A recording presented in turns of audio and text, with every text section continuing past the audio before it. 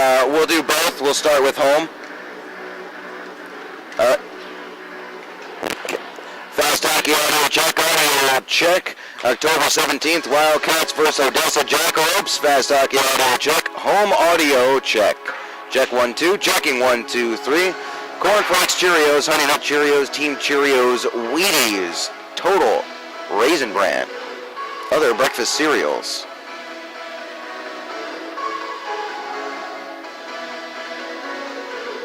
Okay. All right, hang on 1 second. Joey. Joey.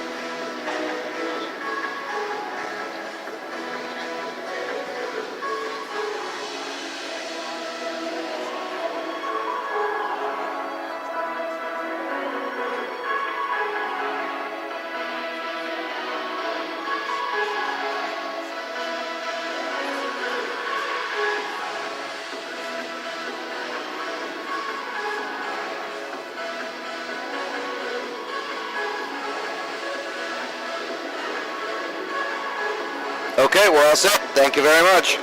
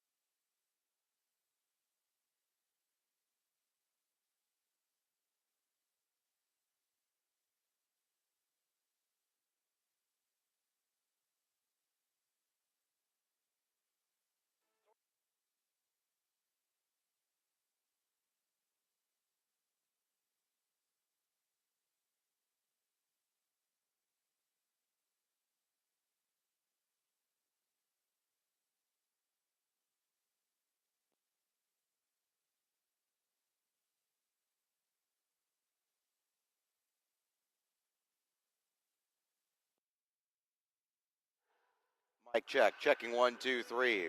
Mic check, checking 1, 2, 3.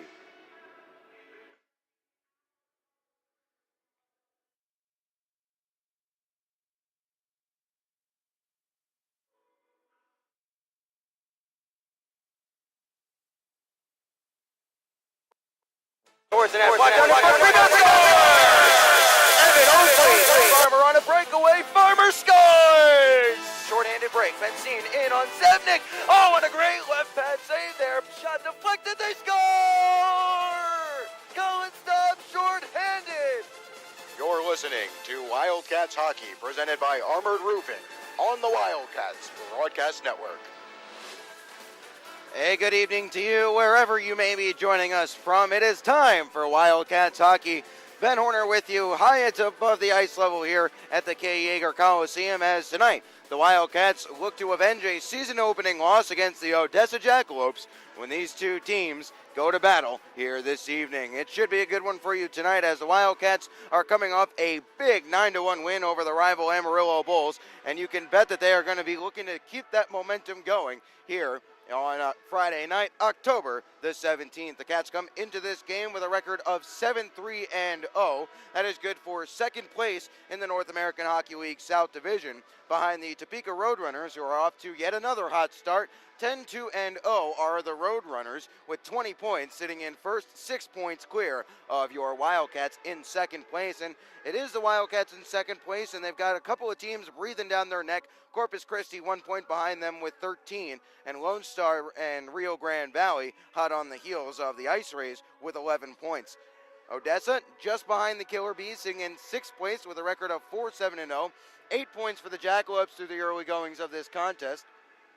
The interesting part for Odessa is they got off to a very hot start, but have since lost 3 in a row, their first 3-game losing streak of the season, as last weekend they were swept by the Topeka Roadrunners, and a couple of big losses for Odessa. It was a 5-2 loss on Saturday, and then a 5-0 loss on Sunday, and the central theme of the weekend for the Jackalopes was they got off to poor starts, and in the end, that burned them. The Jacks were outscored 8-0 in the first period of the two contests last weekend, including a goal 20 seconds into the game on Saturday that was really a tone setter for the rest of the weekend, as Topeka ran rampant over them. The final scoreline 5-2, were it not for a 4-0 first period lead for the Roadrunners, it could have been a very different contest, but be that as it may, the Jackalopes are just not getting off to good starts in contests. And that's contrary to what we saw when these two teams battled back on September the 13th to open this season. It was the Jackalopes who actually probably carried the better of the play in the first period of that contest before Kenny Hausinger finally gave them the lead 13-10 into that first frame. They would go on to go up 3-0 before the Wildcats erased that lead with a big push in the second and third period. They tied it up at the 15-minute mark of the third on a Max Reisinger goal from Alex Falconer, but then they could not complete the comeback as a late turnover gifted Kenny Hausinger an uncontested scoring chance, and he did not miss from between the circles to make it a 4-3 affair, and that was where it ended. So, like I mentioned, the Wildcats looking to avenge that here this evening, and the key for the Wildcats, or one of the keys for the Wildcats, is going to be their ability to contain the top line of Derek Brown on the left wing, Kenny Hausinger at center, and Rasmus Watson-Enbach on the right. Those three have combined for 39 points, which stands at roughly half of Odessa's total scoring. Moreover, that group has accounted for 45% of all Odessa goals. They've scored 15 of the Jacks' 33 goals. So if you can contain that top line, it'll make the Wildcats' job a lot easier. The other big question mark for Odessa is going to be their defense and their goaltending. The goaltending has been very inconsistent as of the early stages of this season. Robin Johansson has seen the majority of the time. He'll get the start here tonight. He is 2-5-0 with a 405 goals against average and an 883 save percentage. His backup, however, not doing that well either. Parker Butler, 5 games played, 2-2-0 with a 367 goals against average and an 864 save percentage. Odessa has the last ranked team defense in the league. They're allowing 4.18 goals per game. Their shots against is the 20th out of 24 teams in the league, averaging 32.3 shots against per game. This is a Wildcats team that is leading the league in total in team offense, I should say, with 4.1 goals per game, and is also first in shots on goal per game with 36.8 efforts on net on average for each night. You think if those two things hold to trend, it could be a high-scoring affair here this evening with the likes of Kenny Hausinger and Derek Brown doing some damage for Odessa unless the Wildcats are able to keep the shots to the perimeter. That's something they've been doing very well with Austin Shaw in net, getting defense in front, getting bodies in the shooting lanes, and keeping the opponents from getting good, clean looks at the goaltender. And Austin Shaw has proven in his 6 starts thus far that he is certainly up to the task. He'll make a big save when he has to, but if it's a straightforward shot from the perimeter, he's going to be making that save 99 times out of 100. We'll see if that holds true here this evening, as now we'll get into the starting lineups first for the visiting Odessa Jackalopes, and it will be that big unit on the left, on the first line for the Jackalopes. Derek Brown on the left wings, wearing number 13, stands at 5'10", 175 pounds, out of Peoria, Arizona. He was with the Jackalopes last year, had 16 points in 49 games played. Well, he's got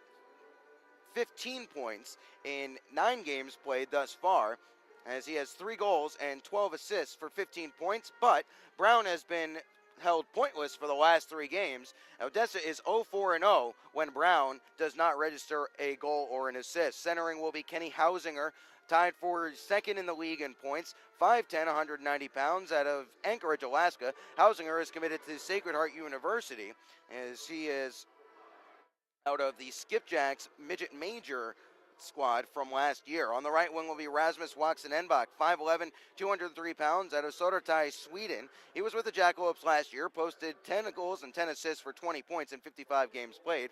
Waxen-Enbach has 9 points on the early season. On the blue line, it'll be Jake Hamilton on the left side, wearing number 5, the Chicago, Illinois native, most recently of the Chicago Fury Midget Major squad, standing at 6'1", 201 pounds. Pairing with him will be Kenny's brother, Christian Hausinger, 6 foot, 195 pounds, also out of Anchorage, Alaska, as you might have guessed. Christian Hausinger also committed to Sacred Heart University, as he too plied his trade with the Skipjacks Midget Major squad last year. And starting in it will be Robin Johansson out of Ljungby, Sweden, 6'2", 185 pounds for Mr. Johansson. He posted 40 saves against the Wildcats last time these two teams met. We'll see if he is able to do that. In fact, in both of his wins, he had to make at least 40 saves, so he's having to work for him, that is for sure. Head coach of the Jackalopes, Greg Gatto. Cody Campbell is the assistant, along with Sean Chambers, as those are the starting lineups for the Jackalopes. Now for the starting lineups for your Wichita Falls Wildcats, and contrary to what we've been seeing the last few weeks, we're not going to see Bolyue Peppenstop to start this contest. It'll be Max Reisinger on the left wing, 6 foot, 195 pounds, coming off his first career hat trick against the Amarillo Bulls. He's got 7 points on 5 goals and 2 assists in 8 games played thus far. Centering will be Paul Subri out of Winnipeg, Manitoba, wearing number 12. The tall, lanky Subri stands at 6'4", 200 pounds. He has a goal to his credit in 9 games played. And on the right wing will be Evan Oakley, 6 foot, 205 pounds, out of Carmel, Indiana. He had a goal and an assist against Amarillo last week as well. His first points since getting 2 goals and an assist against the Fairbanks Ice Dogs back in Blaine, Minnesota. Oakley will look to keep that good play rolling here. On defense, Matt Cook will be on the left side of the blue line, 6'1", 195 pounds. Tied for the team lead in plus minus with a +9 mark. He has 8 points on 2 goals and 6 assists thus far in 10 games played. And pairing with him will be the ever-present partner, Cam Knight, 6'1", 190 pounds, out of North Reading, Massachusetts. 9 points for Mr. Knight in 10 games played on 2 goals and 7 assists. And in net is Austin Shaw, 6'4", 205 pounds, out of Highlands Ranch, Colorado. The 96th birth year is tied for the league lead in wins, with a 6-0-0 mark, a 126 goals against average, and a 956 save percentage. Wildcats head coach is John LaFontaine in his first season. Chris Saransky, the assistant, in his second season. Those are the starting lineups, brought to you by Pelicans Restaurant. Located at 2301 Midwestern Parkway, across from Midwestern State University, Pelicans Restaurant offers Texoma the choicest beef, freshest fish, and the area's best wine list. Next time you're in the Falls, be sure to visit our friends at Pelicans Restaurant. That'll put a wrap on the pregame show. We'll step aside momentarily, and when we return, we'll have the first period of action from the K. Yeager Coliseum between the Jackalopes and your Wichita Falls Wildcats. Don't go anywhere. You're watching Wildcats Hockey, presented by Armored Roofing on FastHockey.com and the Wildcats Broadcast Network.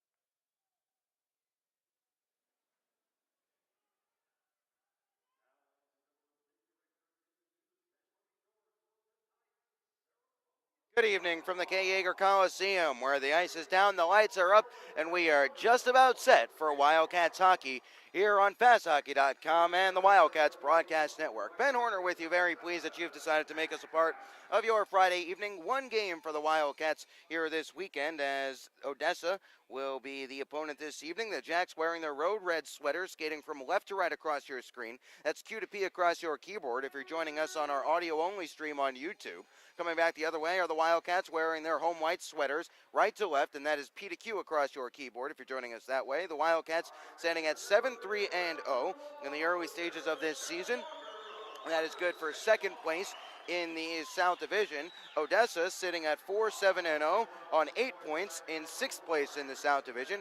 It will be Paul Subry to take the draw against Kenny Hausinger when we get going, as Andrew Collins, the referee this evening, will bring the centermen together, along with Justin Bell and Michael Samick, his linesman, making sure that everything is set to go, as we are just about set for hockey. And now the puck is down. We're underway in the first period, brought to you by American Classified, as right off the draw, it's controlled by the Jacks. This is Jake Hamilton looking to play through the middle. Through some traffic, Paul Subry will take it away, swats it forward for Oakley to give chase, but it's picked up and brought along by Rasmus Waxen-Enbach.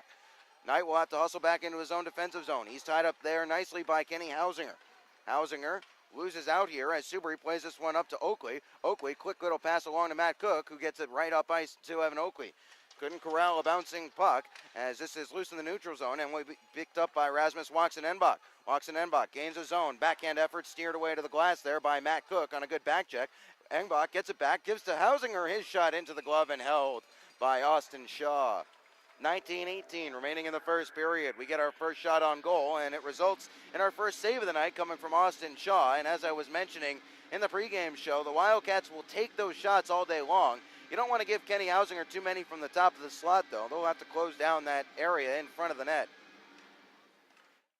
Off the face-off, here's new man Jeff Bounds. Tough attempt out in front. Shaw is able to knock it aside. Where's the puck? It's still loose at the back of the cage. Apap spins off a check. Has Townsend to his left. Instead, plays to Beaulieu on the left wing half wall. Beaulieu, nice pass through the middle for Apap. Apap gains his own onside. Holding on his shot. Spins around. Now towards the corner. He'll take it. Looking to go up to the point. He can't do so as Beaulieu has it there. He's getting worked over by Andreas Soya.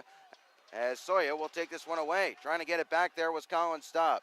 Baum has it in the neutral zone, played it up blindly ahead, where it's picked up and brought along farther by Lane Valamont, but we'll get an offside whistle here.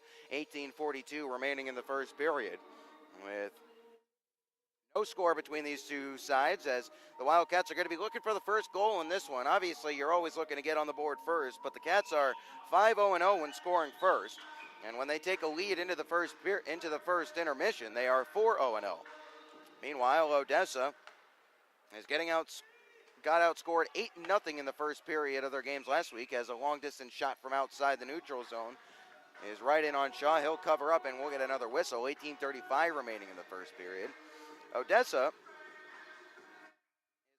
is 1-5-0 when trailing after one period of play, so we'll see how this one will play out, but obviously it's going to be important to get an early lead, as here is Farmer getting it up ahead. Onside play, tries to feed it back towards the middle, as this is sent around behind. Kevin Sherzan will pick it up. Place the middle of the ice for Kuzmeski. Kuzmeski, who was scratched for the Wildcats' big win in Amarillo, plays it down low for Nick Farmer.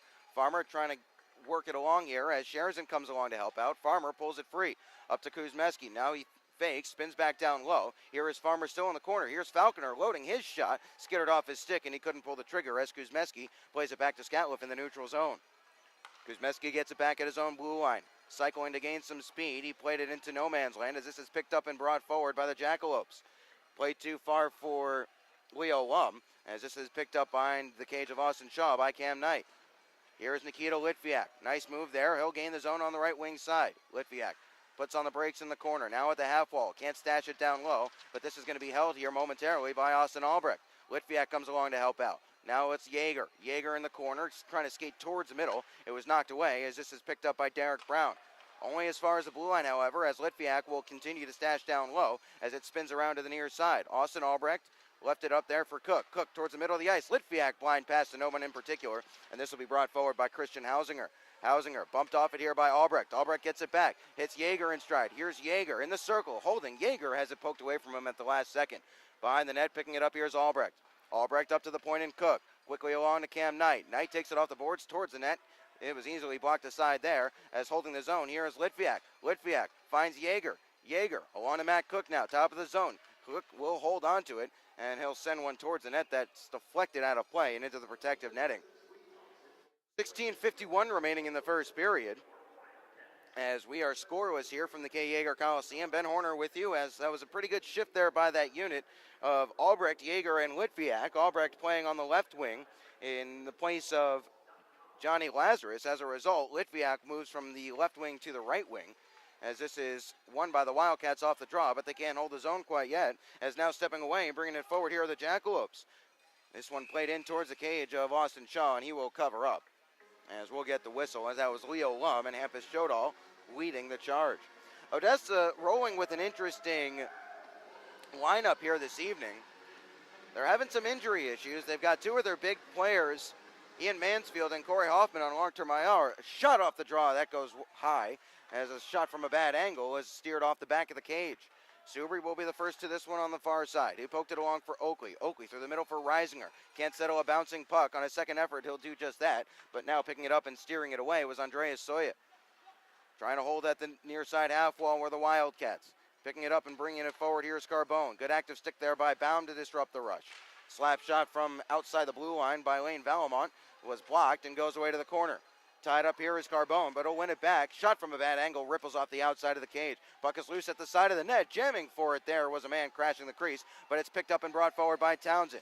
Reisinger has to curl to the boards to collect. Now over skates it. Reisinger bumped off it here, as now Townsend will take this one and play it on his backhand down low. Oakley, as the Wildcats are in the midst of a change, he can't hold possession, as coming along to steal this one away and bring it forward was Jesse Gentilla. Taking it back, however, was Apap. Carbone can't clear for the Odessa. Oakley still involved. Trying to play it up to the blue line was Beaulieu, but it was intercepted. This one sent all the way down. Will it be icing? Yes, it will, against the Jackalopes, as there was a miscommunication on that clear. 15:34 remaining in the first period. Wildcats and Jackalopes scoreless, 0-0, as we'll get a face-off coming down to the right of Robin Johansson, who has not been forced into a save yet. 10 forwards dressed for the Jackalopes, and 6 defensemen. Oh, here's Apap pulling it free. Puck loose, stop, scores!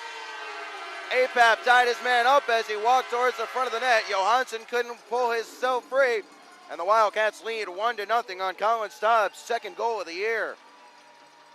15:29 remaining in the first period. Right off the draw, the icing burns Odessa, and the Cats have the lead. Now put it into an open cage after Apap won it forward off the draw. 1-0 Cats. So Apap picks up point number 8 on the year on assist number 7, as Cam Knight will fling this one wide of the cage, sticked away there by Johansson, as the first shot he faced was put home. Here is Cook, now through the middle of the ice. It's intercepted at the offensive blue line of the Wildcats. This one is Gadarian playing it all the way down low. Beaulieu will hustle back here, bank it off the back wall here for Matt Cook. Cook tries to stash up the near side wall. It's intercepted there and brought along farther here by the Jackalopes. First to this one at the point, bringing it forward for a shot, and it's blocked up out of play. That was off the stick of Jake Hamilton, as Baranek was the guy who got that going. First goal of the game, we remind you, as always, is brought to you by Whataburger. 14:54 remaining in the period. The Wildcats now lead 1-0 on Staub's second goal of the year and 9th point overall. Off the face-off, shot is blocked there by Farmer. Now towards the corner it caroms. First to this one will be Derek Brown. Baum will tie him up. It's taken along here by Falconer. Left it softly ahead for Sherazin. Sherazin will gain the zone. Trying to gallop around a man. That was Valamont. Sherazin takes it all the way around behind. Looking to spin up to the point. Now slams on the brakes at the circle. Steps away. Couldn't reverse up to Falconer, as the Wildcats are forced back towards the top of the zone. Good keep there, as this is Farmer. Unable to corral the pass from Sherazin. After Sherazin got lucky, here's Sherazin from the doorstep. He sent it wide. Now Baum will step down, playing in his first game at the K. Yeager Coliseum. It's played off to Derek Brown by Odessa, and he'll look to start it forward. Found Hausinger on a break. Hausinger shot, and he rifled it wide of the cage, as Baum got a little beaten there, as Hausinger has the puck still. Hausinger tied up there by Baum. Townsend comes along to help out. Now it's Farmer in the far side corner through the middle of the ice. He was looking for Falconer. This is going to be icing against the Wildcats. We'll get the whistle with 13:51 remaining in the first period. And there you see the skill and what kind of offensive talent Kenny Hausinger brings. He's a smart hockey player, as is his brother, the defenseman Christian Hausinger. But Baum looked like he had that situation in control. And then next thing you know, Kenny Hausinger had snuck behind him and had a partial breakaway from the blue line in. Just rifled his shot a little bit wide as off the faceoff from the icing. Farmer is tied up at the half wall. It's taken away here. His shot is blocked and goes away to the corner from the stick of Shodal. Leo Lum first to it here. Plays it along for Shodal again. Tries to reverse down low for Lum once more. Lum will work to the near side. Up to the point for Gentilla. His shot was blocked. He'll get it right back towards the net. Bouncing around here. Doesn't get towards the net. Carbone with a shot from a bad angle. Bouncing puck at the doorstep is swept away from danger here by Townsend as this one is chipped forward for Falconer to skate. Falconer gains a zone. Toe drag. His shot goes wide. Rebound following up is Falconer. And Johansson will just freeze play as the puck caromed lively off the back wall. 13-14 remaining in the first period as the Wildcats are leading 1-0 here from the K. Yeager Coliseum. Colin Staub's second goal of the year from Tommy Apap is the game's lone marker as of now. Faceoff will be to the left of Johansson here. Washed out of the draw will be Yeager, so Albrecht will step in. Albrecht, Litviak, and Yeager. It out there for the Wildcats. Here is Yeager trying to stuff out in front. Puck is loose. They'll jam for it, and the whistle blows as the net is knocked off its moorings as well. Johansson had sealed off that left-hand post of his.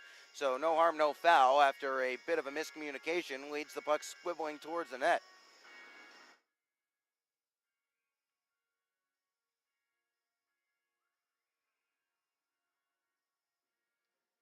Washed out of the draw is Yeager, so Albrecht will again take this one. Scatliff in the shooting hole right behind him. Let's see if Albrecht can win it back and load one up for him. This is kind of the unit that got things going for the Wildcats. They had an extended spell on the cycle down low in the zone. Let's see if their hard work this time will pay off in the form of a goal or a couple of good looks. Here's Albrecht. He can't pull it free. Stepping along to take this one and start to bring it forward. Here's the Jackalopes in the form of Matt Baranek. He's tied up there by Albrecht. Jake Hamilton will work it along for Christian Hausinger, who motors it ahead, as picking this one up is Gadarian. Played in behind the cage of Shaw. He'll ramp this one around the boards. Unable to control it on the near side was Baranek, as this is behind for Baranek once more. Scatliff bumps him off. Kuzmeski hustling over to the far side. First to this one are the Jackalopes. Shot through the middle, and that one was deflected and skittered wide of the cage off the stick of Jake Hamilton. The Wildcats have it in the form of Albrecht. He'll get to the red line, quickly up ahead. Here is Litviak. Litviak tried to toe drag and play a quick pass, but he fanned on it, as in the neutral zone. Here is Shane Kuzmeski. Up ahead to Yeager now. Yeager chips this one in and comes to the bench for a change as Evan Oakley is out there on the forecheck as this works its way along to Rasmus Watson-Enbach on the near side. Pass through the middle, home run pass. Here's Hausinger onside. No, he didn't score. It hit the post. Hausinger with his second breakaway attempt of the game as that was a great feed up the middle from his brother. Reisinger onside play as the Wildcats got burned there. No harm, no foul. Oakley tied up as he went to the front of the net. He'll go to the near side to retrieve. Reisinger looking to stash it down low. He lost his stick in the boards. Cooked towards the net looking for a deflection, and Subri was unable to get a stick to it here. On the far side point, it's cleared out as Cam Knight is beaten. Chipped ahead once more for Odessa. Now through the middle. This is going to be an offside with 11:33 remaining in the first period. The Wildcats leading 1-0. First goal of the game brought to you by Whataburger, scored by Colin Staub on this fine evening here in October in Texas. On Magnet scheduled night, thanks to our friends at Darryl and Carol Walker. Everyone in attendance here this evening, as a shot is steered away there by Shaw, will get a free magnetic 2014-15 season schedule. This one is picked up by Baum in the near side. He wasn't able to clear the zone. He's under some pressure. Here's Carbone. Toe drag shot saved by Shaw, and he'll hold on as Carbone gave him a little extra whack round the pads. Nothing will come of that. 11:14 remaining in the first period as the Wildcats lead 1-0.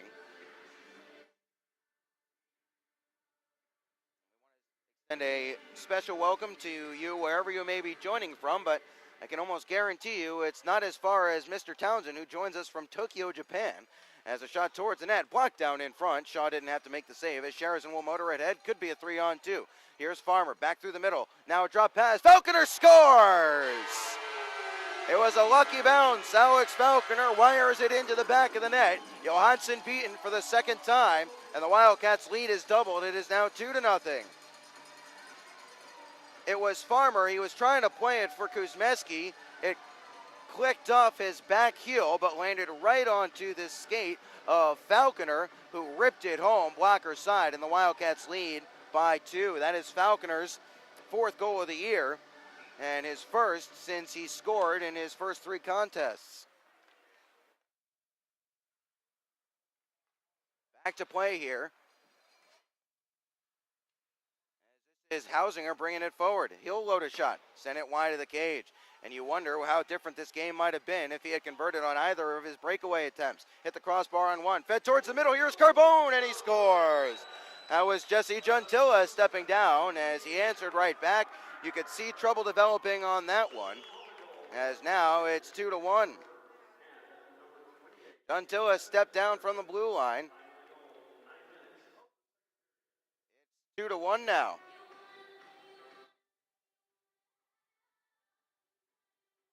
So the Wildcats give that one right back, as it was Brown with a nice feed in front, and that's not necessarily good news for the Wildcats for more than one reason. As I mentioned in the pregame show, Odessa is 0-4-0 when Brown doesn't score a point. When he does, they are 4-3-0. Now he's on the board with an assist, as in the neutral zone. This is picked up by Albrecht. Albrecht will look to skate through some traffic. Too many bodies there, as that's Juntilla leading it forward for Derek Brown. Brown, shot easily gloved down there by Shaw, and he'll hold on with 10:16 remaining in the first period.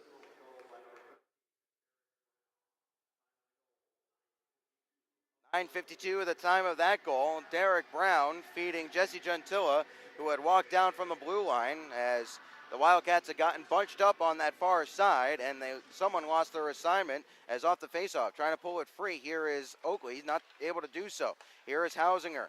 Shot wide of the cage. Stick to side there by Shaw. Bouncing puck. Settled and shot. Score!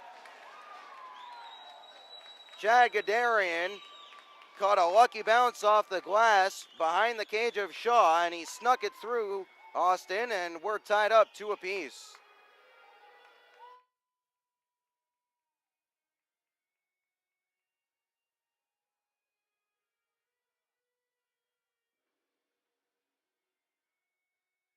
So how about this for a first period? Cats go up 2-0. Now we're all even at 2 goals apiece.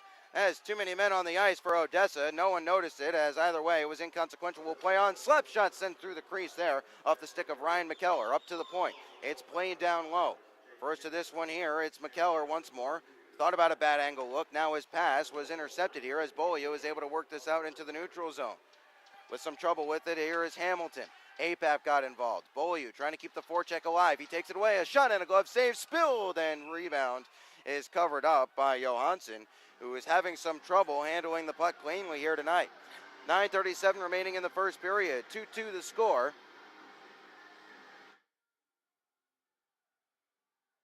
As the Cats went up 2-0 quickly on goals from Staub and Falconer, and now we're right back to where we started, all even. Tied up off the draw, looking to race away in doing so. Here's Alger, has Skatliff to beat. Skatliff with a good defensive stick there to knock it away from him as Kuzmeski comes along to clean up. Wasn't able to chip it past the linesman. Beaulieu and Staub will take it away. Here is Staub gaining the zone. Staub, shot, glove saved and held there by Johansson, and he will hold on. After getting held scoreless in the first 2 periods of their games last weekend, Odessa has now popped 2. And here's the thing with Odessa. They are middle of the pack, above middle of the pack in offense, 3 goals per game. Certainly more offensive talent this year for the Jackalopes, but as with teams from Odessa in the past, if you want to get into a track meet with them and try and run and gun, that's the kind of style that they want to play. They can skate, they got speed to burn, as this is Carbone picking it up off the stick of Shodal. Carbone gains his own. Poke check here, a shot on the follow-up attempt is blocked, as Farmer will pick this one up for the Wildcats. Farmer, left behind there, skated onto by Townsend. He'll gain the zone. Townsend puts on the brakes at the half wall. Now it needs a place to play it, and will chip down low for Sherazin. Nice settle there by Sherazin. He'll reverse it back behind, looking for Falconer there as there's a little coming together off the puck. No call forthcoming as we play on, as Odessa turns this one over in the neutral zone to Baum. Getting a stick to this one was Farmer. Sherazin couldn't poke it right back to him. Bringing it forward once more, here's Alex Alger. Alger puts on the brakes, feeds towards the middle for Carbone, who couldn't pull the trigger. Cleaning up here is Hamilton.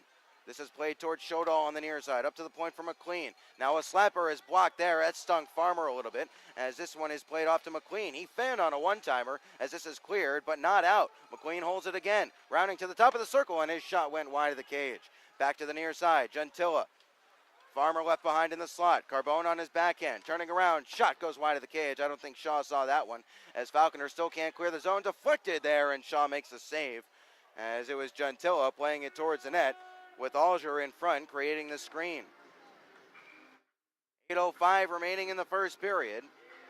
2-2 the score between the Wildcats and the Jackalopes. We will get our media timeout here. Perfect time to remind you that if you're planning a trip down to Wichita Falls, be sure to contact our friends at La Quinta Inns and Suites on Central Freeway and Marine Street. Be sure to ask for the Wildcats rate when you talk to them, as La Quinta Inns and Suites is the official host hotel of the Wildcats. Call 940-322-6971 or visit LaQuintaWichitaFalls.com. Conveniently located between the Wichita Falls Airport and the K. Yeager Coliseum, La Quinta Inns and Suites has Wildcats fans covered from opening faceoff until the final horn. That's 940-322-6971 or visit them at LaQuintaWichitaFalls.com. To the score here at the K. Yeager Coliseum. Face off to the left of Austin Shaw upcoming. Shaw has given up a couple that he might want back. The first one not really his fault, to be fair, as Gentilla was left unmarked as he stepped down from the blue line. The other one he'll probably want back. He sticked it off the glass, and before he could get reset, here's a quick shot off the draw. Rolls up the back of the cage off Watson Enbach's stick, as this is Hausinger trying to fight through the check of Litviak. He does. Hausinger down low. He'll get it right back. Plays off the boards. Hausinger looking to play up to the point. Fanning on it here was Hamilton, as now it's a foot race, as Litviak will come out and put Johansson under some pressure. Johansson out of his crease, played it along to Hamilton. Hamilton under some pressure here by Albrecht. Good tenacious forecheck here as it's a turnover. Here's Litviak behind the net, looking for somewhere to stash it. Litviak can't go anywhere with it quite yet, still holding. Litviak in the corner will reverse for Albrecht. Albrecht in front for Yeager now. Yeager looking to spin it all the way around. He couldn't get loose and get it up to the point. Here is Albrecht. In the corner now, near side, Albrecht will step down below the goal line. Albrecht looking to turn all the way around. Can't go anywhere with it, so he'll reverse down low for Litviak once more. Litviak fights off the check of Hausinger. Litviak, nice possession here. Litviak still with it, has it poked away, but he'll get it right back. Litviak, nice move there, looking to step into the circle. He left it behind as this is kicked free. One move too many from Nikita, as Watson Enbach will bring it forward. Over the red line, he'll sweep this one in deep and come to the bench for a change. First to this one on the far side will be Scatliff, who plays it up ahead, looking for Reisinger. He got to stick to it, so no icing here as the Wildcats gain the zone. It's Subri, flung it cross ice. Oakley takes it off the boards. His shot blocked by the skate of Lane Valamont, and bringing it forward here are the Jackalopes. Played towards the cage of Shaw. He'll just cover up and hold on with 6:37 remaining in the first period in a 2-2 hockey game. Well, the Wildcats are getting some good shifts in the offensive zone. Right now, it's not translating to a lot of shots, which is interesting when you consider they posted 43 in their game against Odessa back in September. They're averaging, as I mentioned, the most shots in the league, 36.8 shots on goal per game. As off the faceoff, it's pulled free, wanting it and not getting it, but here's a shot by Valamont. It was blocked there.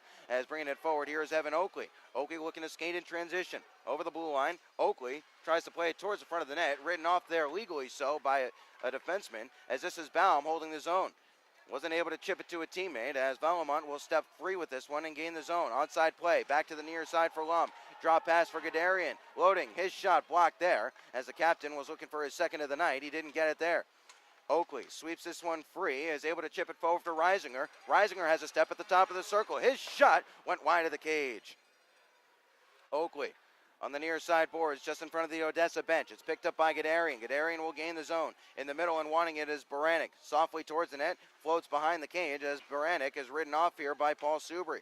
Subri will swing it back behind the cage. 5:40 remaining in the first period as we're in a 2-2 hockey game. As Scatliffe plays it through the middle of the ice looking for Collins. Stop.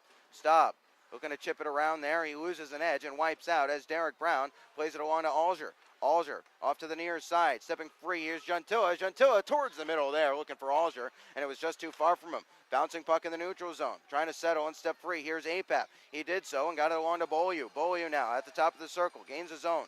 Ragging for reinforcements. Beaulieu, nice toe drag here as the Wildcats are changing defensemen. Beaulieu up to the point and Baum. Baum along to Townsend. His slap shot saved. Where is it? Blocked down in front as Gentilla will step free with this one as he'll clear it down. 5 minutes remaining in the period as Baum collects this one behind the cage of Shaw. Stop. Hard cross ice looking for Apap. Had some trouble with it on a second effort. He can't spin it back to Baum. It's a turnover here as Carbone. Carbone behind the net. Spin around shot. Saved there by Shaw. Bouncing puck. They score. It's Hampus Shodal, and the Wildcats have let a 2-0 lead slip through their fingers. They've fallen asleep in the defensive zone, and they trail 3-2. That is a bad turnover as they were looking to start the breakout. Shodal from right out in front. And I'm wondering whether we might see a timeout taken here at some point. Not quite yet. Either way, the Wildcats need to wake themselves up from this little slumber that they've got here, as this one is in control by Christian Hausinger. Hausinger can't play it forward to Watson Enbach as this is intercepted by Falconer. Falconer, now it's Cook. Cook will get forward and gain this, or tries to hit Farmer. He can't gain the zone as this is Cam Knight. Knight, onside play as he swept it in deep. Here is Farmer. Can't spin it down low to a teammate as Farmer can't pull it free. On the near side, it's worked along by the Jackalopes, intercepted by Cook, who stumbles on his heels, goes down, but Falconer will come along and clear up the danger as he picks up the loose puck. Sherazin poked it off to the near side. Sherazin upended, who loses the puck, but Litviak gets it back. Litviak looking to walk in front. Johansson makes the save. Knight holds his own as Yeager comes along to help out. Yeager down low looking for Litviak. He couldn't corral the pass cleanly, or would have been a good shooting chance from in close. Middle, now it's a 2-on-1. Hausinger, now Brown, back towards the middle, looking for Kenny Hausinger. Hausinger shot through the crease, and no one was there on the back door to put it home. Albrecht will pick up the loose puck in the last 3:30 of the first period. Albrecht gains his own on the near side at the top of the circle. Albrecht shot, save, rebound in a juicy area, knocking it away from the crease, and an on-rushing Litviak was Valamont. Valamont poked this one along for Andreas Soya. There were the Jackalopes. Now McLean will try to get it back. In the Wildcats defensive zone, here is Townsend spinning up ice. Townsend will gain the zone at the circle, looking for somewhere to go with it. Pass through the middle, deflects and goes away to the back wall. Albrecht first to it. It's Oakley. Oakley shot, save, rebound, Subri, and he sent it just wide of the cage. Getting a piece of it barely was Johansson, as this is held in nicely by Townsend. Now he can't hold the zone as he got a little too fancy on the keep, as the Cats have to tag up on a delayed offside, as taking this one is Andreas Sodri. Keller got a stick to it. No icing here as Shaw had stepped out to play it. That negates it, as here's Gadarian. Picking his pocket is Townsend. Townsend puts on the brakes, plays it up through the middle of the ice, as this is on the stick of Andrew McLean to work along for Odessa. Subri in his own zone will play it along to Townsend. Back across for Baum. Now it's Reisinger. Reisinger has some trouble with it as the Cats just look a little bit sleepy right now after going up 2-0. They've kind of fallen asleep at the wheel, and Odessa is looking to grab control. Carbone through the middle of the ice. Good step there by Scatliffe to disrupt. Picked up by Shodal. Kuzmeski now has it for the Wildcats. Reisinger with a blind pass. Almost clicked there with Oakley, as this is Evan Oakley on the far side. He'll play it in deep as the Wildcats will look to change here in the last 2 minutes of the first period. They trail 3-2. They were up 2-0, but 3 unanswered from Odessa has knocked them back on their heels. Still in his own zone. Along to Andrew McLean, as McLean will look to skate through the middle. Forced back here by Apap. Rather, that was McLean who puts it on his backhand and plays it in deep. Kuzmeski first to it here. Scatliffe under some pressure. He'll play it back to Kuzmeski as Kuzmeski got it along to Beaulieu. Beaulieu. Now it's Scatliffe.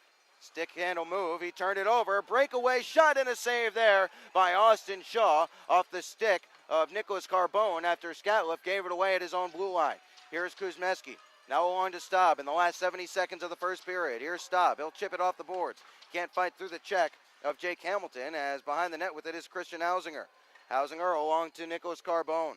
Carbone was recently cut by Muskegon of the USHL as we hit the last minute of play in the first period, brought to you by La Quinta Inns and Suites. Here is Cook. Lumbering forward at the red line. He'll play this one in deep, so no icing in the last 45 seconds. Falconer takes the puck away in the corner. Played towards the front of the net. Here's Farmer on his backhand. He couldn't pull the trigger. Now it could be a 3-on-2 rush the other way. As springing forward, here's Watson Enbach. Enbach trying to hook it towards the middle there. He was looking for Hausinger on the left side, but he wasn't able to get there as he stumbled down to the ice. Here is Brown now. Near side half wall. Looking to step free. Brown forced to the top of the zone. Plays it off for Hamilton, who lays it down low for Hausinger. Serves it in front, and Watson Enbach was tied up by Sherizin after he was left all alone in the slot. One last rush for the Jackalopes as it caroms along to Townsend's stick. Albrecht through the middle of the ice, as now it's Litviak in the last 5 seconds. Litviak through the middle, his shot steered wide as Albrecht has this one.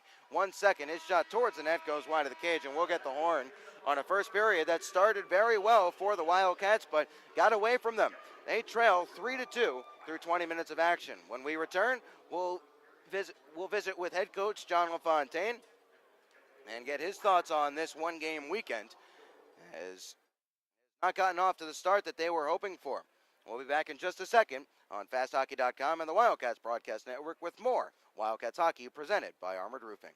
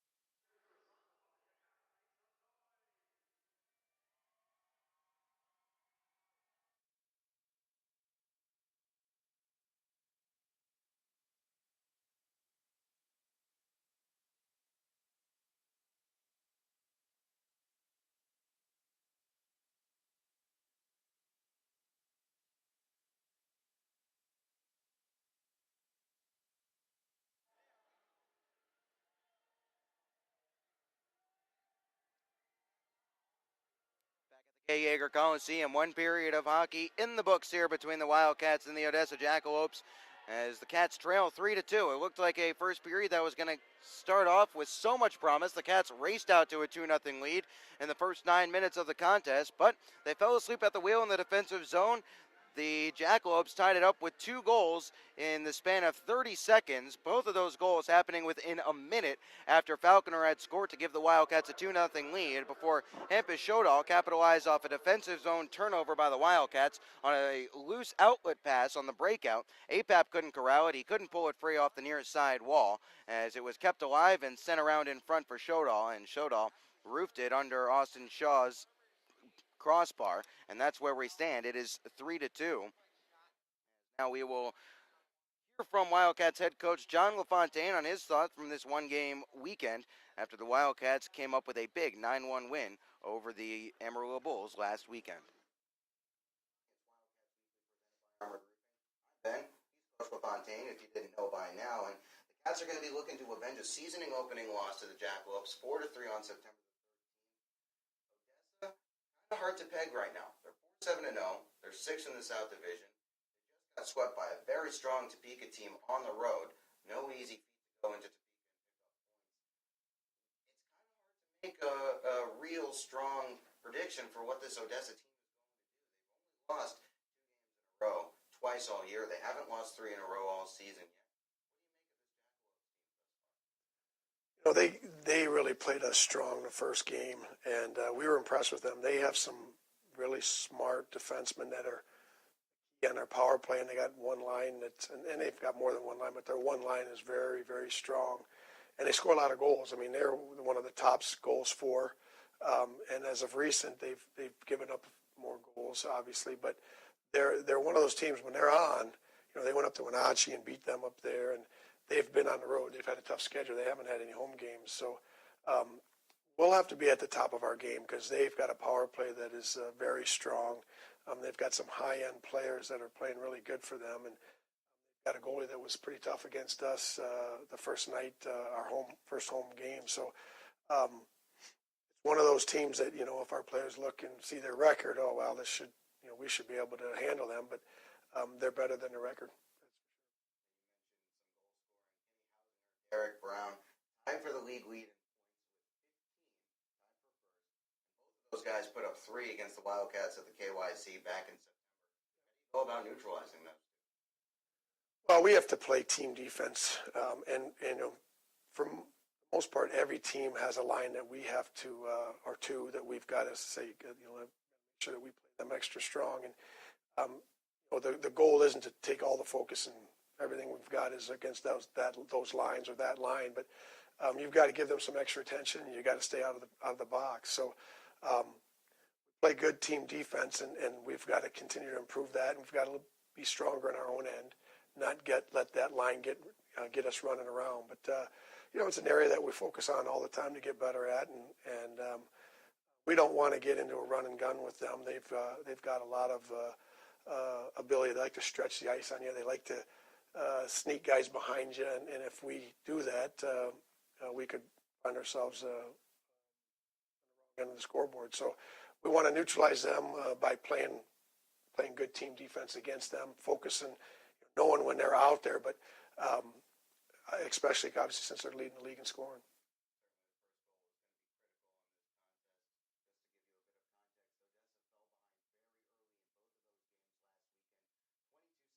On Saturday, 4 minutes and 15 seconds in on Sunday. So Wildcats can race out to a strong start like they did against Amarillo.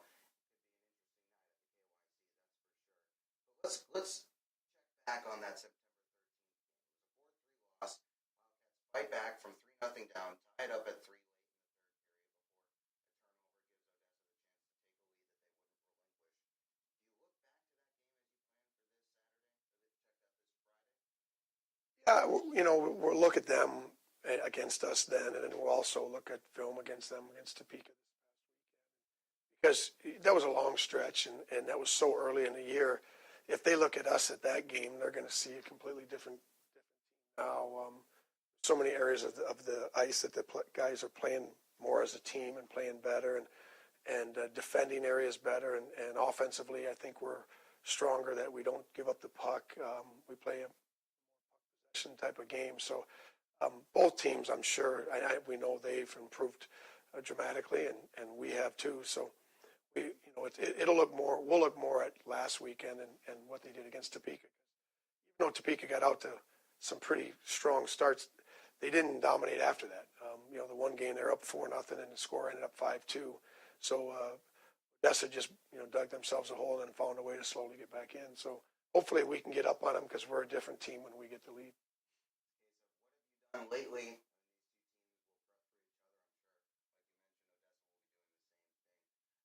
a couple final questions for you here.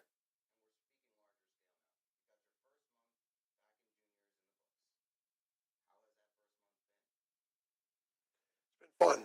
It's been fun. I think I've mentioned this to you a couple of times, Ben. The speed, the skill, the compete level is so much higher than when I was in the league 8 years ago. That it's a different game, and it's definitely challenging as a coach to adjust to it. And so it's been a lot of fun. I know the first few weeks it was intimidating for me as a coach, and so it's been fun getting to know these players. It's been fun getting to work with them one-on-one, and it's been made much easier by some strong character and leadership that kind of keeps these guys focused on the right things, and the work ethic was already there. I mean, because of these veteran players that have been here, the work ethic was, the foundation was there, so it made things a lot easier for me.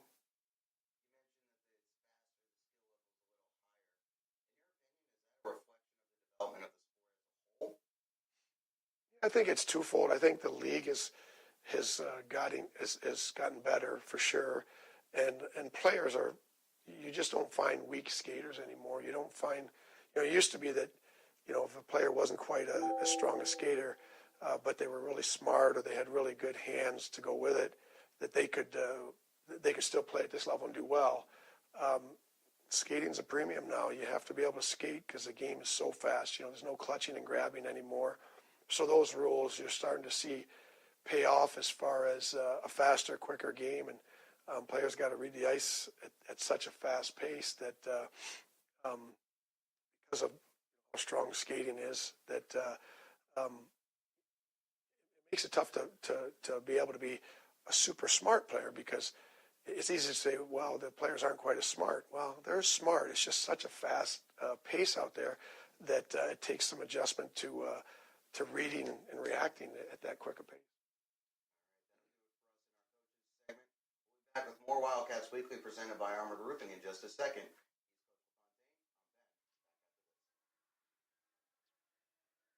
Coach LaFontaine speaking with me on Wildcats Weekly earlier in the week. Reminder, you can always catch Wildcats Weekly on the Wildcats YouTube channel, and also on our radio partner, KOLI 94.9 FM, The Outlaw, as we post that on Tuesdays, and it airs on Wednesday.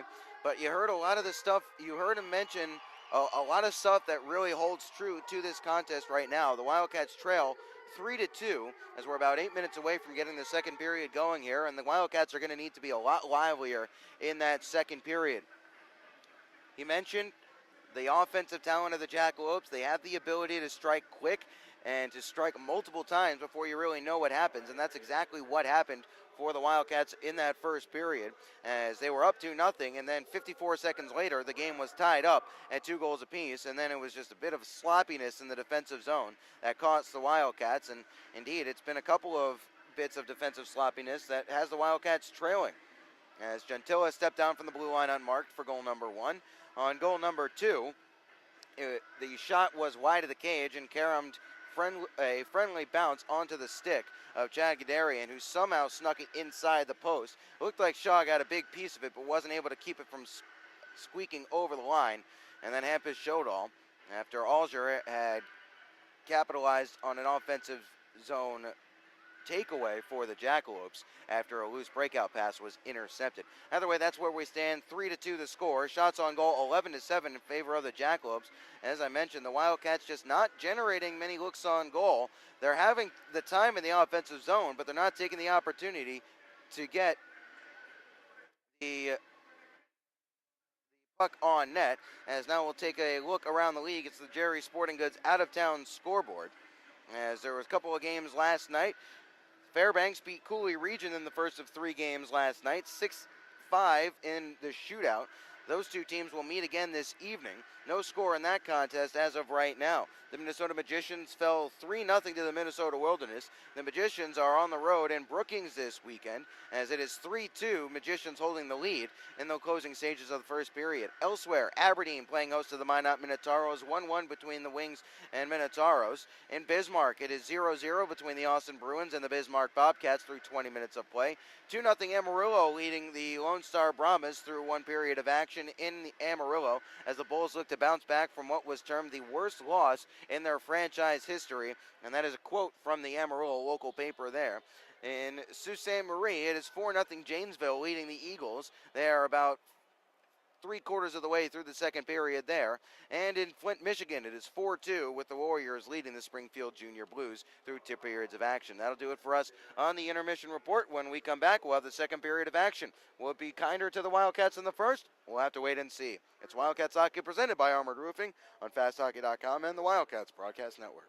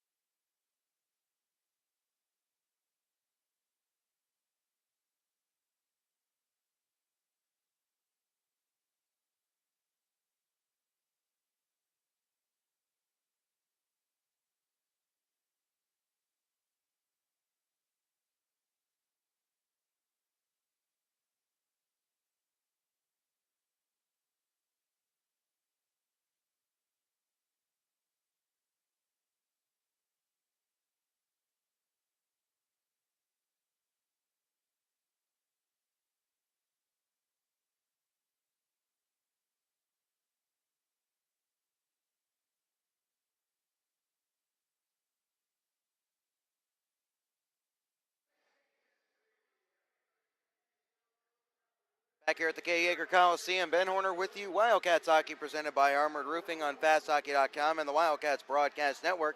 Cats trailing 3-2 after one period of play. Colin Staub and Alex Falconer have the goals for the Wildcats. Having the goals for the Jackalopes are Jesse Gentilla, Chad Guderian, and Hampus Shodal. That is where we stand as the Wildcats started off very well, 2-0 lead in the first 9 minutes of the contest, but then they let it slip away. They got pretty lazy in their own defensive zone. And keep in mind, this is a Odessa team that is playing two men down. They're only dressing 16 skaters, and plus the two goaltenders. The normal complement of players is 18. And the Wildcats need to do more to make sure they're not getting outworked by a team that is playing two men down. Wildcats moving from left to right. Shaw in the net to our left. That's Q to P across your keyboard. Coming back the other way are the Jackalopes. No carryover power plays or penalties to speak of. In fact, there was not a penalty called in that first period, as Johansson is in the cage to our right, and the puck is down, and the second period is underway. Brought to you by American Classified. As off the draw, it's controlled by Derek Brown and Odessa. Brown will gain the red line. He tried to chip it in deep. It was intercepted by Litviak, who will rush down the right wing. Litviak holding his shot, saved, and squeaks just wide of the post. Yeager will try to pick this one up.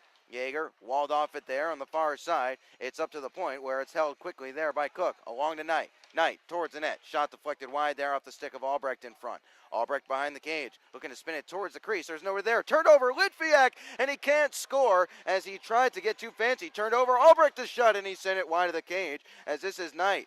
Litviak needs to simplify. Here is Litviak once more on his backhand. Loses the puck. Gets it back. Stuff attempt goes wide. Cook towards the front of the net. Blocked down there in front as Hausinger leads this one along to Brown. Brown looking to play it forward for Waxen-Enbach. It was too hot for him to handle as he'll put Shaw under some pressure as Shaw calmly played it along to Matt Cook. Here is Matt Cook. Under some pressure here from Waxen-Enbach. Sauce back towards Cam Knight as up the ice. Albrecht wasn't able to get a stick to it. No icing here as it's on the stick of Leo Lum. Lum. Cook can't take it away from him. Now it's a 3-on-1 down low. Back towards the middle, and Lum can't pull it free as Austin Beaulieu has it for the Wildcats, and he'll race up the right wing wall. Getting the zone. Here's Beaulieu. His shot off a skate there. That was McLean as Saab gets it right back. In front, here's Apap, and he stashed it just wide of the cage. Beaulieu in front. Beaulieu jams at it. Staub ridden down hard as the puck was in his skates. As stepping free, here's Jesse Gentilla. Gentilla rushing forward. The defenseman joining the rush as this one is sticked away there by Shaw. Puck loose there at the crease. And Shaw will cover up and get the whistle. 18:20 remaining in the second period. Wildcats trailing 3-2 as they'll have to deal with a defensive zone draw to their right. Litviak needs to be more decisive with that puck. He's got great hands and great patience, but he's taken himself out of the play and allowing defenseman time to recover. Puck loose in front there. An extra little swat will draw a crowd. That was off the stick of Matt Baranek, who had a little extra there for Shaw. He'll cover up and get another whistle. 18-12 remaining in the second as the Cats still trail 3-2. But Litviak just needs to get the puck on net. That chance down there, he's at the bottom of the circle. He's point blank range. Roof it. Get it on net. Do something with it. Instead, he dangles. Johansson came around and was able to knock it off his skates, and the chance went by the wayside. Kind of indicative of what the Wildcats have been doing in the early stages. Need to get the puck towards the net more. Here's Reisinger. Reisinger cuts towards the middle. Has it taken away from him by a back-checking Guderian. As this is played up to the point. Kuzmeski towards the net. Oakley deflected it just wide. And that goes up out of play. As Oakley was camped out all alone in front. This one will stay down low. 17:52. No, they'll move the face-off into the neutral zone. As they say, Oakley deflected it. He's protesting to the linesman. But he won't be able to convince him otherwise. So, neutral zone draw will ensue. 17:52 remaining in the second period as the Wildcats trail 3-2. Off the face-off, Farmer can't stash down low as this one is cleared into the neutral zone where Kuzmeski will grab it and play it along to Scatliff. Nice pass up the ice for Farmer. Farmer drop pass. Falconer's shot goes wide of the cage. Bounces out in front. Falconer jams at it, and it's swept away from danger. Here's Kuzmeski towards the net. Wide of the cage. Johansson will cover up the loose puck at the side of his crease, as that one was the second time we've seen a real lively carom off that back wall, as it popped high up into the air and was skittering towards the front of the net. Might have rolled down Johansson's back and into the net, but he was alert to it and swept it away from danger.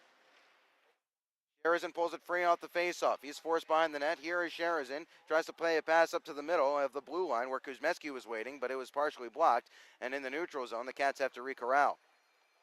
Cycling back to grab it here is Farmer. Fights through a check. Sends it on net. Blockered away wide there. Farmer will win the race as he takes it away from Christian Hausinger. First to it here, though, is Carbone. Carbone will stash back behind as giving chase will be Christian Hausinger as Alger has it for Odessa. Turned over. Farmer can't get the loose puck, however, as Scatliff will spike it away from danger as Lum had gotten behind him as this skitters towards the cage of Johansson. Thought about playing it behind, instead played it along to Alger. Alger will chip this one into the neutral zone. Scatliff quickly knifes it away and gets it up ahead to Litviak. Litviak now, top of the circle, loading. His shot, no, it was sent towards the front of the net, looking for Albrecht. Albrecht couldn't get a stick to it as he'll reverse it back around as the Wildcats are trying to get the forecheck going. This one floated high up into the air. Cook will glove this one down. Bouncing puck is played up ahead to Albrecht as Albrecht's quickly up ahead to Jaeger. Jaeger gains his own briefly. Now onside play, it's Litviak towards the front of the net off the skate of Hausinger. Litviak steps away. He's upended here, no call upcoming. Bouncing puck, Jaeger and Litviak settle. Litviak and Jaeger again working in tight quarters. Jaeger tries to play it up to the point. It was blocked down. Litviak gets the loose puck. Nice pass to find Jaeger. Shot saved there as it was a weak little backhander. In front, here's Litviak. He couldn't pull the trigger on his backhand. It was saved. Albrecht, turnaround shot. He fans on it towards the net. Puck loose. Albrecht still has it, and the Wildcat can't direct it towards the cage as this is picked up by Carbone. He'll circle back into his own zone to try and settle down before playing it off the glass and out. Knight, wind back pass up ahead to Matt Cook. Cook to Staub, who touched it along for Jaeger. Jaeger, top of the circle, shot saved and held here by Johansson. As this line of Sharazin, check that this line of Albrecht, Jaeger, and Litviak continues to buzz in the offensive zone. If they could get a couple of shots on net, they'd be a real dangerous unit, but Johansson has not been forced to make too many saves tonight. Shots on goal are 13-12 in favor of the Wildcats after that last little flurry, as here is Staub, unable to pull it free as Derek Brown has it for Odessa. Stashed to the neutral zone where Townsend quickly played it along to Jeff Baum. Staub, he got to stick to it, so that's not an icing here as Andrew McLean is the first to it, and he'll roll it along for Gentilla. It's up ahead to Brown. Townsend with a good keep at the blue line as this one is forced away from the crease by Johansson. Bumped off the back wall there by a Jackalopes defenseman as McLean slings this one up ice for Watson Enbach. Watson Enbach, his shot saved and held here by Shaw, and we'll get a whistle with 15:05 remaining in the second. Wildcats trailing 3-2 to the Odessa Jackalopes. Jackalopes have scored 3 unanswered as they fell behind 2-0 and then scored twice in a minute span after the Wildcats had gone ahead 2-0. Off will be to the left of Shaw. It's won by Baum, or won to Baum, I should say, as Staub spins off a big check. Townsend will circle back behind the cage of Shaw and look to kick it free. Reverses it back along for Baum to start the breakout. Now it's Beaulieu. Beaulieu pass through the middle of the ice. Townsend takes it off the near side wall, gains his own, and chips in deep. There's no icing here, but the Cats have to give up possession. Here's Gadarian, motoring down the right wing. Gadarian, top of the circle. His slap shot goes wide of the cage. Holding it in, or trying to hold it in, was Valmont. It skipped over his stick as the Wildcats are forced back. Slap shot deflected in front, goes wide. As this is a slap shot from Valamont, was blocked away there by Shaw. McKellar has some trouble with the puck in his skates. Baum the first to it here, rolled up along the boards. First to this one here are the Wildcats. It's Reisinger getting it up ahead to Oakley. Oakley will gain the zone at the left or right wing wall. His shot saved and held by Johansson. As the Wildcats will get an offensive zone draw out of this. 14:09 remaining in the second period. 3-2 the score. As the faceoff will come to the right of Johansson.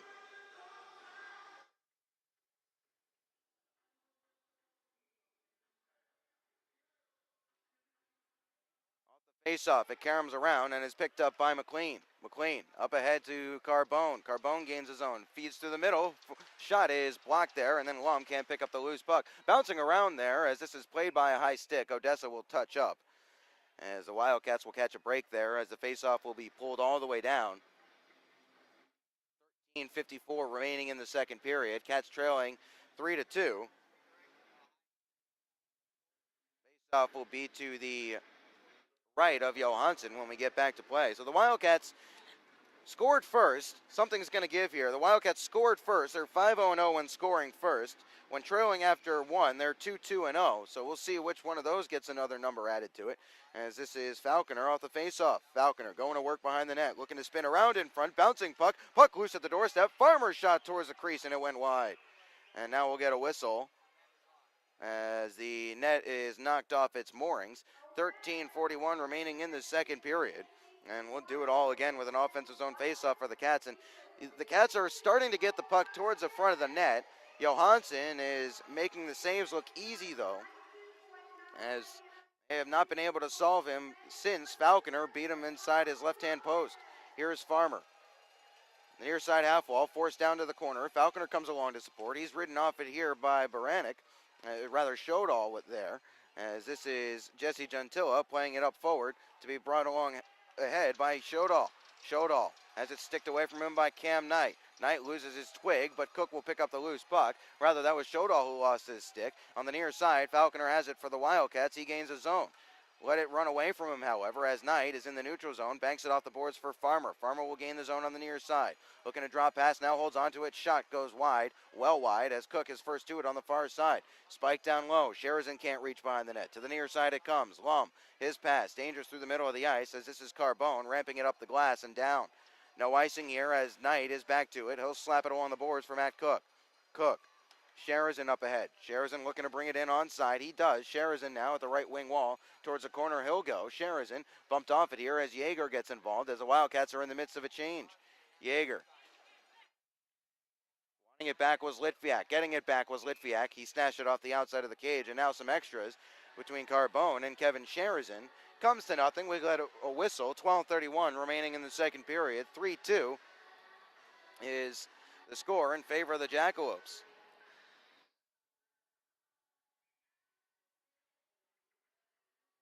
Yeager will be out there to take the draw with Albrecht and Litviak. Townsend and Baum, the defenseman. Here is Townsend right off the draw. Baum quickly back to Townsend with some shooting space. Shot sticked away there by Johansson, beg your pardon, as on the far side half wall, getting tied up and losing the puck was Albrecht. Litviak got it back, played it farther along for Albrecht, who tries to play it down low. It was intercepted there by Hamilton, as this is into the backside of a Jackalope skater, as Yeager will disrupt play, and Townsend has it. Townsend under pressure there from Watson Enbach. Watson Enbach has been a handful tonight thus far, as this is Townsend retreating into his own zone and playing it along to Baum. Baum, pass through the middle of the ice. He hit Albrecht. Albrecht will look to motor forward. Onside play, here's Albrecht loading. Shot saved there. Picking it up off the pad were the Wildcats.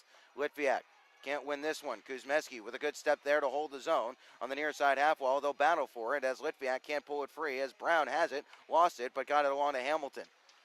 Quickly up ahead for Kenny Hausinger. Hausinger, who has rung the crossbar once tonight. Strong on his skates to maintain his balance. Now loses possession, but not before it's stashed down low. On it here is Derek Brown. Gets pressed off here by Shane Kuzmeski. Brown trying to work it free, and he does so, as Kenny Hausinger has it down below the goal line. Fights off the big check of Skatliff, but coming along with a loose puck. Here's Yeager. Now it's Albrecht. He fanned on it, but got it over to Kuzmeski. Here's Kuzmeski. Drops his shoulder, now cutting towards the front. Kuzmeski shot from a short angle, puck loose, and it's knocked away. Here's Beaulieu looking to turn in the circle. Shot saved, rebound is picked up by the Wildcats, but it's knocked away by Christian Hausinger, and this is sent not all the way down as it hit off a Jackalope skater to hold the zone. Kuzmeski in his own zone. Played along to Skatliff, went through his wickets. He'll retreat into the defensive end with 10:45 remaining in the second period. Up the ice here, Staub for the Wildcats. Looking to motor through the middle now. Staub gains his zone. Off to the left wing side. He's forced to the wall. Maintains possession. Here is Colin Staub. Looking to play it back towards Beaulieu. He does. Here's Beaulieu on his backhand. Shot saved. Rebound. Puck loose. They'll jam for it. Where is it? Puck is centered, and Beaulieu picks it up. Gives it to Matt Cook. Here is Cook. Pass to Cam Knight. Knight held on it towards the net through the crease and out the other side, and will rattle all the way out into the neutral zone. Knight in his own zone. At his own blue line, will drop blindly back for Matt Cook. Wildcats are starting to generate some offense here. Here's Matt Cook, forced wide. Now shot through the blue paint. And is out the other side for Reisinger to pick it up. Now it's Knight. forced into the neutral zone to settle that one as the Wildcats have to tag up on a delayed offside. But a nice play here by Reisinger to find Knight. Here is Knight walking through the middle. Now it's Oakley. Oakley looking to center. They score! It's Cam Knight. He led the charge. It was a late whistle. Knight knew before the referee did. And the Wildcats have tied this one up at 3. Nice rush there by Cam Knight. He gave it along to Oakley. Oakley skated down the right wing side, and at the bottom of the circle, he returned for Knight, and the Wildcats have tied it at 3 on Cam's 3rd goal of the year.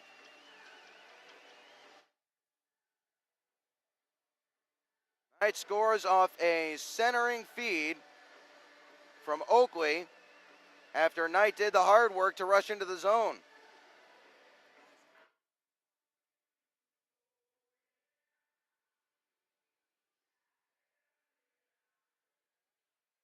So we're back to even here at the K. Yeager Coliseum as Oakley will step forward. His shot, he was unable to pull the trigger as McLean got his stick in the way. This is rolled around the boards as Baum with a nice keep sends it towards the net. It was a knuckling puck there, and Johansson was equal to the task as Oakley has it. Tries to play it to the point for Baum, but it was picked off.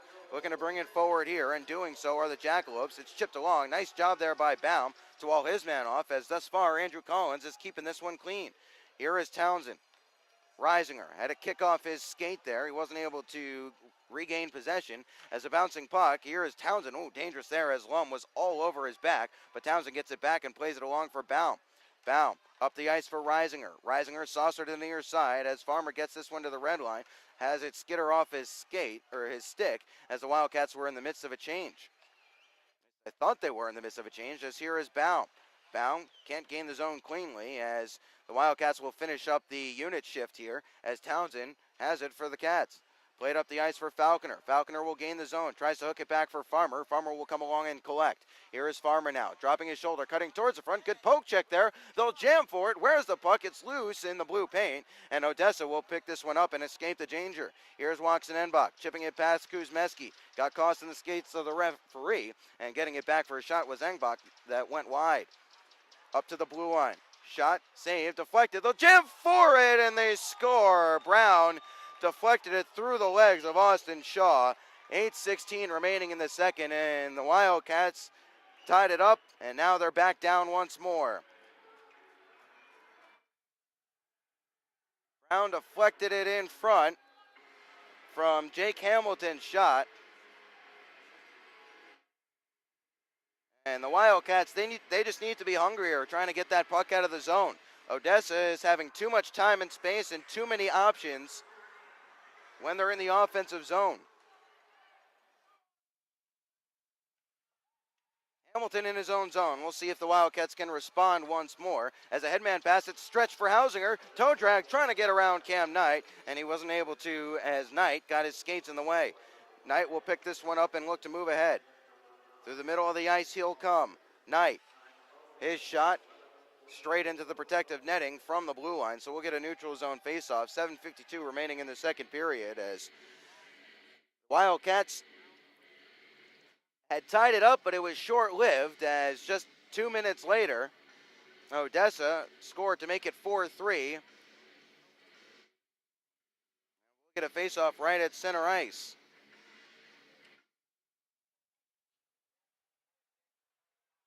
As Carbone has it stripped as Litviak gains his own. Litviak, toe drag, drop pass. Here's a backhand effort, save there. Puck is loose. No one going for it from the Wildcats blue line as Carbone will look to race forward. His shot wide of the cage of Shaw as this is Cook. This is the most goals that Austin Shaw has allowed in any contest he has played in. It was bound to happen. He's not getting much help in terms of defense in his own zone. Here is Litviak. Shot. Scores! Nikita Litviak. Oh, Johansson whiffed on it. It's sticked up into the roof of the net, and the Wildcats catch a break. It's 4-4. This is getting sloppy in the defensive zones as the forwards don't mind. 8 goals through the first 2 period plus, and the Wildcats have tied this one up.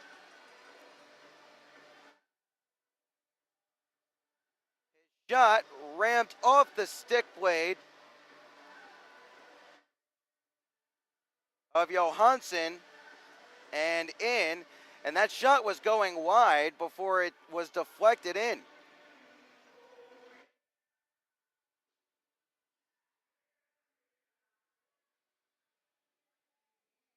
What a crazy game this is. Back and forth we go. We'll see if the Wildcats can try and regain some of this momentum. As, by the way, we've seen David Zevnik replace Austin Shaw in net, as here is Jake Townsend for the Wildcats. So how about that? Zevnik will get his first look since getting pulled in a 5-1 loss to the Lone Star Brahmas. Here is Townsend, retreating into his own zone and now starting forward. Townsend gains his own. On his backhand, he'll work to the left point. Townsend wanting it is Baum. Townsend towards the net, save, carrying around. Staub couldn't swat it out of midair. Here is Colin Staub, hooked off it. Legal play, said the referee, as this is brought forward by the Jackalopes, but Baum has it in the neutral zone. Plays this one towards the cage. Putting the brakes on the puck was Johansson, as Johansson loses possession. Here is Staub trying to feather down low. Here is Apap up to the blue line for Townsend. Townsend looking to shake it towards the net. Under pressure, he'll play it along the boards as Beaulieu is tied up behind the net, and Apap will come along to help out as Beaulieu works it along to Staub. Staub is tied up, waiting for some traffic to get in front of the net. Puck is loose, and Beaulieu will pull it away. Backhand from a bad angle is easily sticked aside. Now it's Staub, reversing for Beaulieu as he goes to the front of the net. Beaulieu shot, and rising up and getting the save there, and now punching it out of midair was Jesse Gentilla, as this is brought forward by the Jackalopes. Towards the cage of Zevnik, he'll stick it away and let Townsend pick it up, who is logging a lot of minutes here tonight. 5:54 remaining in the second period. Shot is blocked, trying to outlet. Here's Watson Enbach as he has Brown to his left. Watson Enbach has a step, a shot, save, glove hand there by Zevnik. That's a sharp save there by the Wildcats netminder, who has come in place of Austin Shaw. He's bound to have a bad game sometimes. It's just the nature of it. So Shaw has been pulled. Zevnik is in. We're tied up at 4 goals apiece with 5:44 remaining in the second period. Shots on goal are now in favor of the Wildcats, 20-15. They say 13-4 in this period.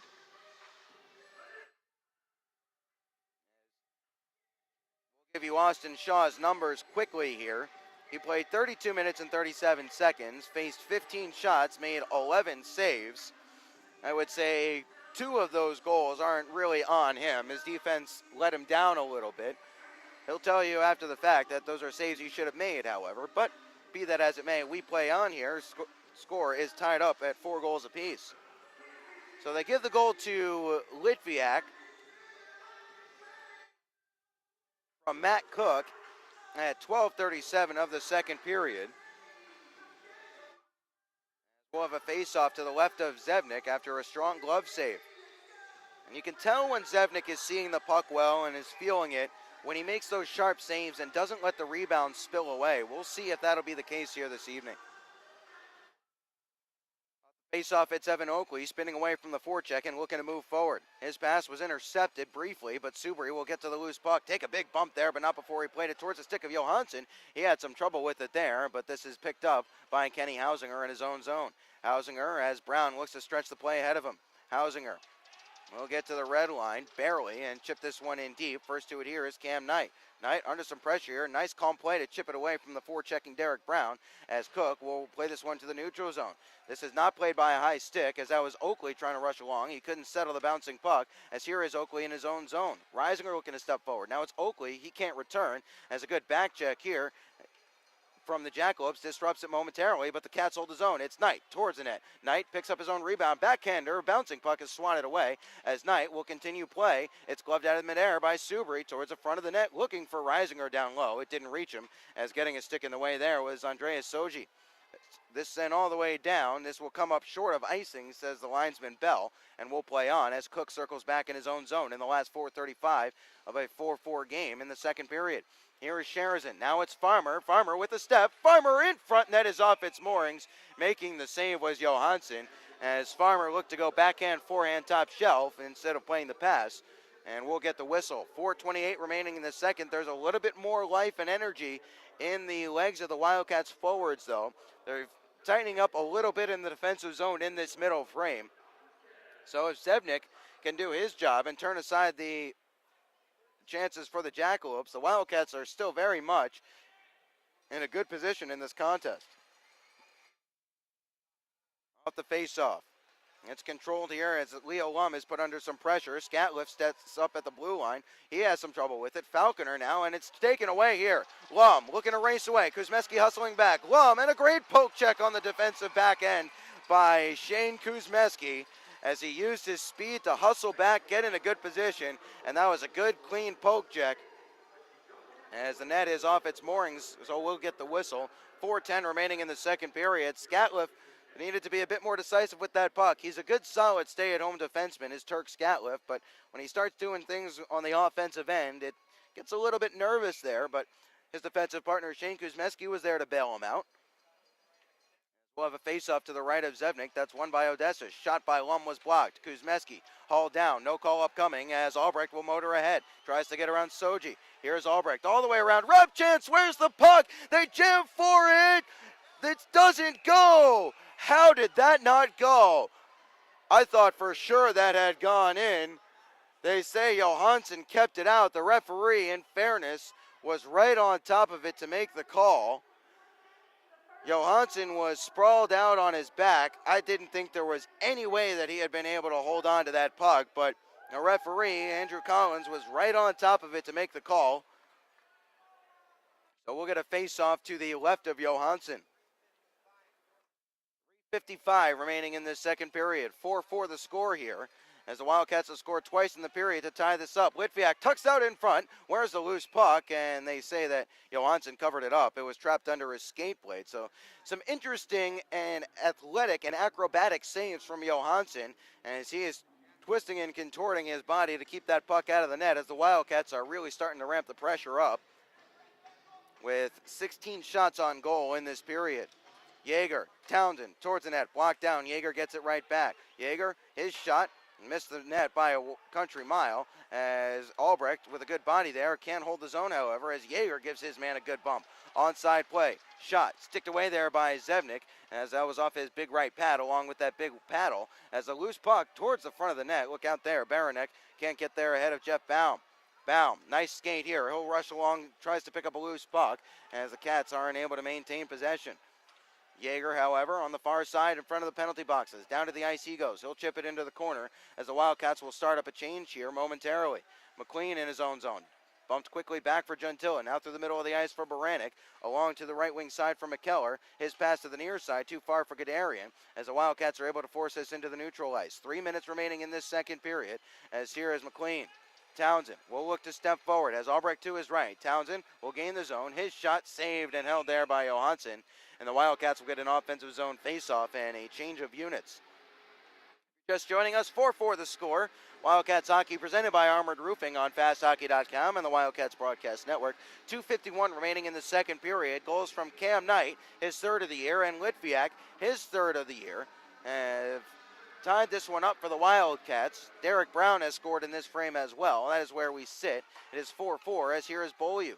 He'll bump back for Staub. Staub on his backhand in front, and Apap stashed it just wide. He had some room at the near post. Beaulieu behind the net looking for Staub. It was spiked away from him. Leo Lum first to it here for Odessa as this is gloved down in the neutral zone by Matt Cook. Softly ahead for Apap. Apap, now Cook under some pressure, but he worked it along to Cam Knight, who gets it quickly up ahead for Beaulieu. Beaulieu can't shake it into the zone. Now on a second effort, the Cats are in the zone onside as they'll dig for it just inside the blue line. Springs loose into the neutral zone. Cam Knight there for the Cats, as here is Matt Cook. Staub tries to get that puck just in front of his own bench area. He's bundled down from behind. No call upcoming here, as gaining the zone are the Wildcats. Here is Cam Knight. Knight has some trouble with it. Apap towards the front of the net. Now it could be a 2-on-1, could be a 3-on-1. Cook has to hustle back. Lum the first to it. Has Carbone in the middle, and a great diving play there by Matt Cook to negate all the options here as the Wildcats will look to skate in transition. Apap can't win the race to this puck.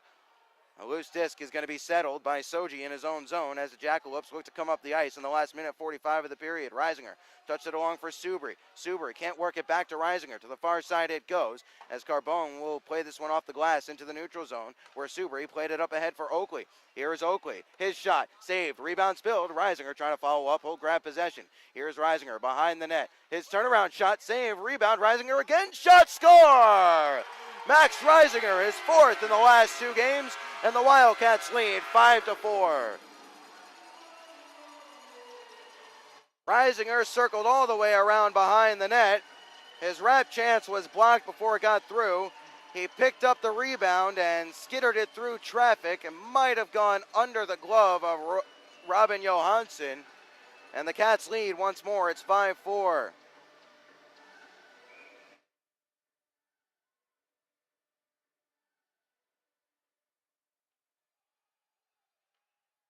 Back and forth, the seesaw continues as Oakley was play this one in on his backhand. First to it here is Jesse Gentilla. Oakley trying to dig this one free in the corner. He'll do so as now at the half wall, it's Oakley. Tries to play it towards the front of the net. Nobody home there except the Mesa Jackalopes as McLean has it, but he has his pocket pick. Now it's Reisinger. Reisinger can't fish it along to Subri. Reisinger back to Oakley. Oakley, his shot saved and held there by Johansson, and he was looking behind him. He didn't know where that one was. As the Wildcats are leading 5-4, 54.2 seconds remaining in the second period as we're in the last minute of play, brought to you by La Quinta Inns and Suites. As the faceoff will be to the left of Johansson. Johansson, I mentioned he's been a bit acrobatic, flopping around on the ice. Well, at that time, it was too much flopping as he got himself out of position and couldn't really recover, was never able to get himself reset, as here is Cam Knight trying to hold it in at the blue line. He wasn't able to do so as Watson Enbach has it skitter away from him in the neutral zone. The Wildcats chip it into some traffic as this is going to be picked up by Brown at his own blue line in the last 40 of the period. Brown, no walks in Enbach. Matt Cook, he's beaten here by Enbach towards the front of the net, and it's intercepted here by Falconer, who will turn up ice with it. Falconer has a goal to his name and now plays it up to Farmer. Farmer at the right wing wall. Drops here for Sherazin. Sherazin toe drag, shot block, follow-up chance. Puck loose in a pad save there as Farmer can't find the rebound as Cook was in front waiting. Picked up and brought forward here. Now chipped along by Kenny Hausinger as he'll rush forward as Brown tries to play this one all the way in. No icing here. First to this one is Kenny Hausinger. Loses an edge. Bad angle look. And that's something that we've seen Zevnik have some fits with in the past, but he was able to keep that one out as Christian Hausinger floats this one in. And that will be that for the second period of action. An eventful one. Sees the Wildcats overturn a 3-2 deficit. They tied it up at 3. Then they trailed 4-3, and then 2 unanswered goals in the last 8 minutes of the second period has given them a 5-4 lead. Shots on goal in that frame, if point streak is accurate, 22-5 in favor of the Wildcats. They really poured it on Odessa in that period. We'll break it all down on the other side of the break. We'll also revisit the Wildcats' big 9-1 win from last Friday night. All that and more ahead on the intermission report as you're watching Wildcats Hockey presented by Armored Roofing here on FastHockey.com and the Wildcats Broadcast Network. Back in a jiff.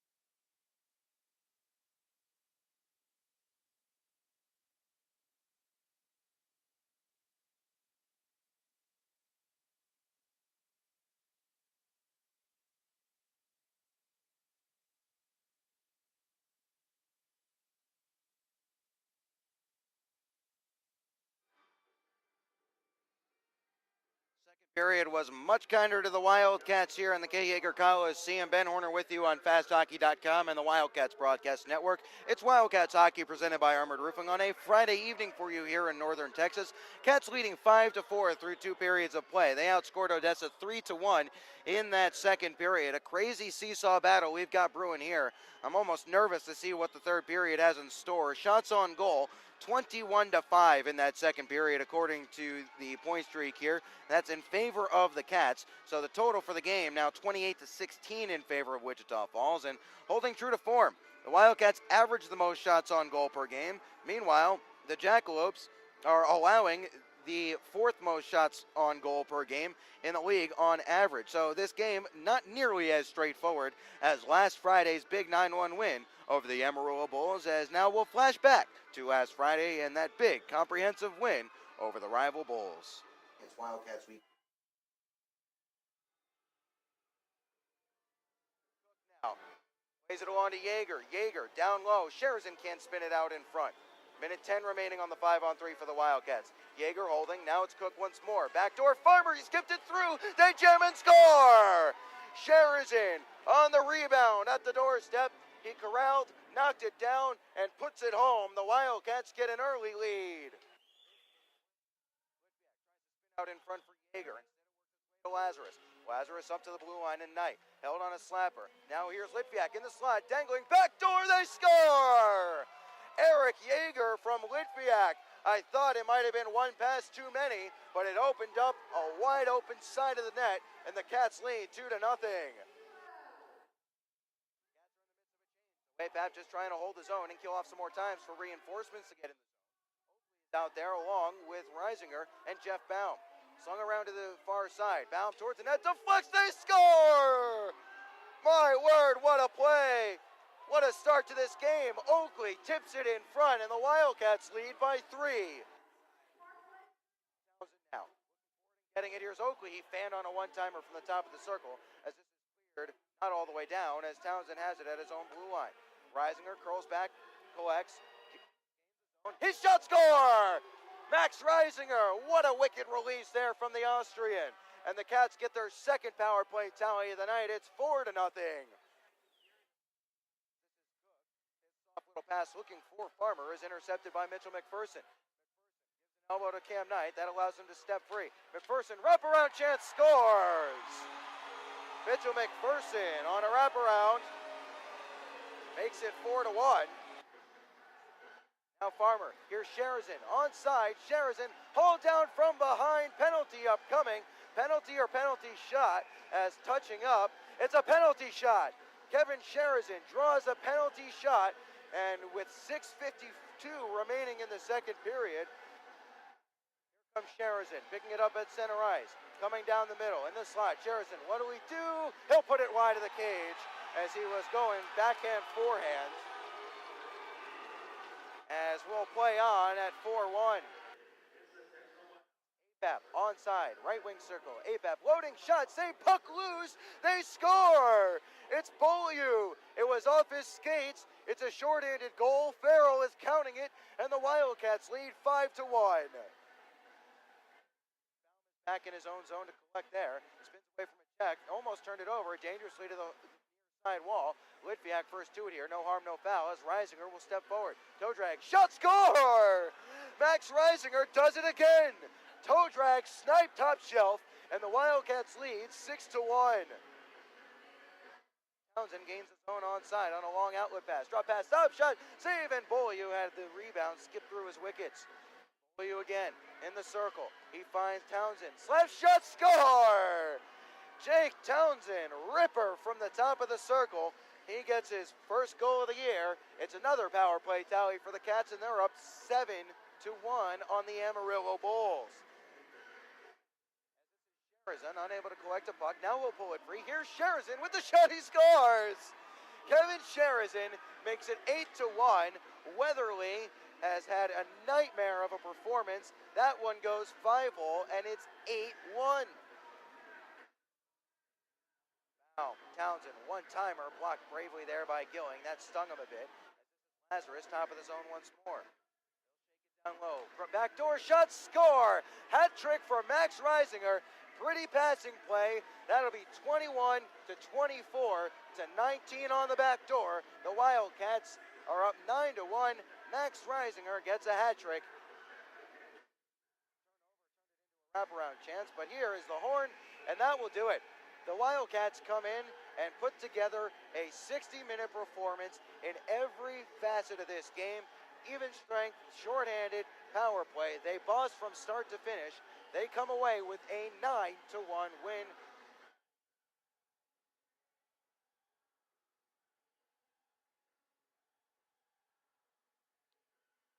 So straightforward here this evening as the Wildcats are deadlocked in a seesaw battle against the Odessa Jackalopes, who are shaping up to be a bit of a bugaboo team for the Wildcats here, as it is 5-4 in favor of the Cats. They're out shooting Odessa 29 to 16 according to point streak, and 21 to 5 in that second period. So something to watch out for in this third period.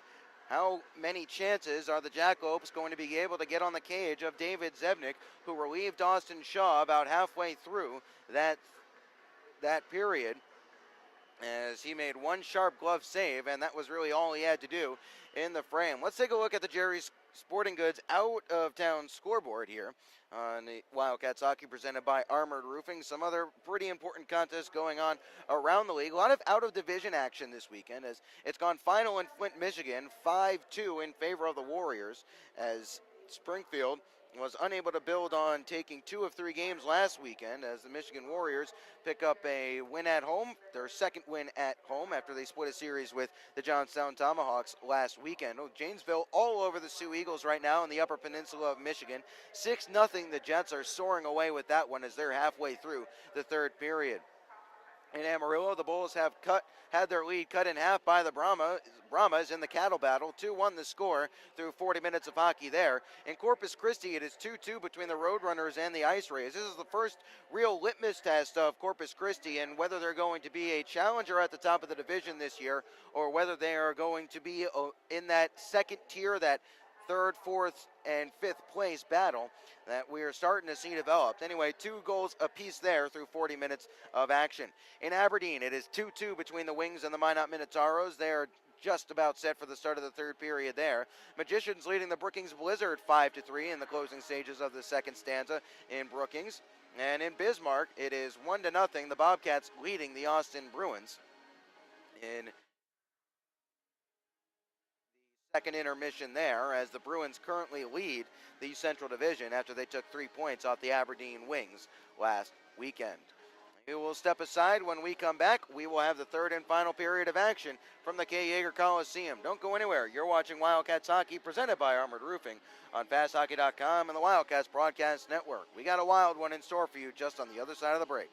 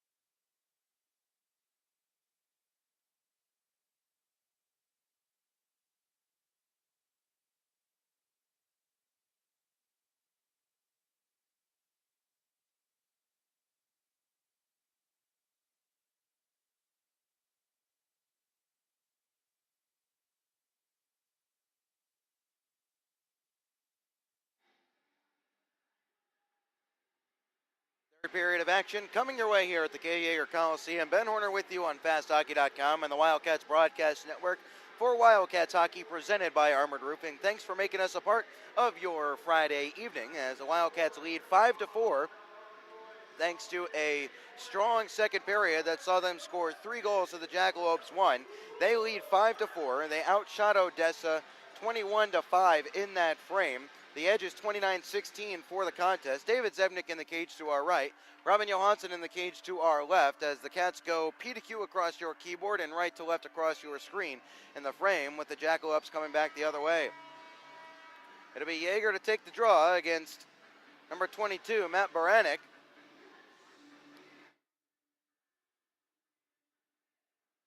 No carryover power plays or penalties to speak of. In fact, we have not had a penalty all night long.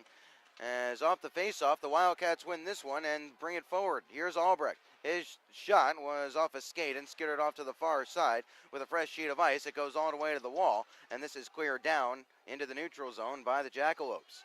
Here's Jeff Baum looking to cycle it back for Townsend to start forward once more. Townsend gets to the red line, tries to put it on the stick of Albrecht. It was too far for him as this is Jake Hamilton in his own zone. Townsend gloves this one down in the neutral zone. Touching up there was Gadarian, so no hand pass here as the Wildcats try to gain possession inside their own blue line. Townsend has some trouble with it. He'll pitch it back farther for Yeager. The defenseman turned forward, has back there in a good position to cover, and now he'll start the rush.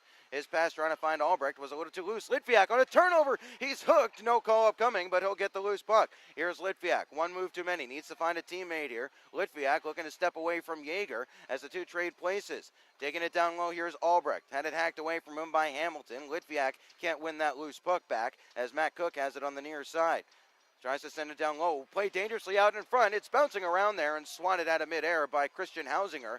That was dangerous as Watson-Enbach tries to bring it forward. Tries to chip past Cook. He'll get it right back. Watson-Enbach shot goes wide of the cage. The rebound is still in a dangerous area. Watson-Enbach trying to walk through Cam Knight. Hausinger has it and the net is off its moorings. It had been knocked off in that previous scuffed shot, I should say. 18:37 remaining in the third period. We skate 5-on-5 as the Wildcats are leading 5-4. Reminder, tune in to 95.5 FM ESPN Wichita Falls tomorrow morning at 9 a.m. Head coach John LaFontaine and Max Reisinger will be on there talking with Andy Austin on the Saturday Sports Roundup. Be sure to tune in there. We'll send you a listen live link out on Twitter and Facebook as well tomorrow morning as we're back to play here. And Oakley plays it along to a fellow Air Force commit and Matt Cook. Cook, fanned on it, was able to regain it, now played it loosely off to the far side. Knight under some pressure here as Kenny Hausinger is there. Cook looking a little bit sleepy right now as so play this one up ahead through the middle of the ice. Here's Reisinger from Oakley. Here's Reisinger at the circle. He'll put on the brakes in the corner, tries to spin it up to the point. It's skittered away from him as Hausinger will motor forward. Good active stick there by Matt Cook as Brown swats this one in behind the cage of Zebnik. Zebnik rolls it around the boards. Reisinger quickly back to Cook, quickly back up to Reisinger. Reisinger will play across ice for Subri. Subri lost it in his skates and turned it over. Leo Lum now in the offensive corner, played it towards the front of the net, and it was on the offhand of Hausinger, beg your pardon, as it's Hamilton back to collect it in his own zone. Slap pass up ahead to Carbone. He ridden off there by Scatliff. Nicely there as Bolio works this one into the neutral zone. Here's Christian Hausinger. 17:30 remaining in the third period as the shot from Carbone is blockered away there by Zebnik. First to it here is Leo Lum towards the net. Wide of the cage on the back door. Here's Carbone trying to fight it in front. And a shot is blocked there by Scatliff on a brave play as Lum was stepping into a big slapper on the one-time effort. Behind the net with it, here's Carbone looking to toke it out in front. And there waiting for it was Shodal, and it skittered wide. Up to the point. Slap shot scores. It's Christian Hausinger. And we are tied up at 5-5. Once more, we are even. We'll get a look at the replay. Not sure if Zebnik was screened on that one. Christian Hausinger ripped one from the blue line. It is 5-5 once more.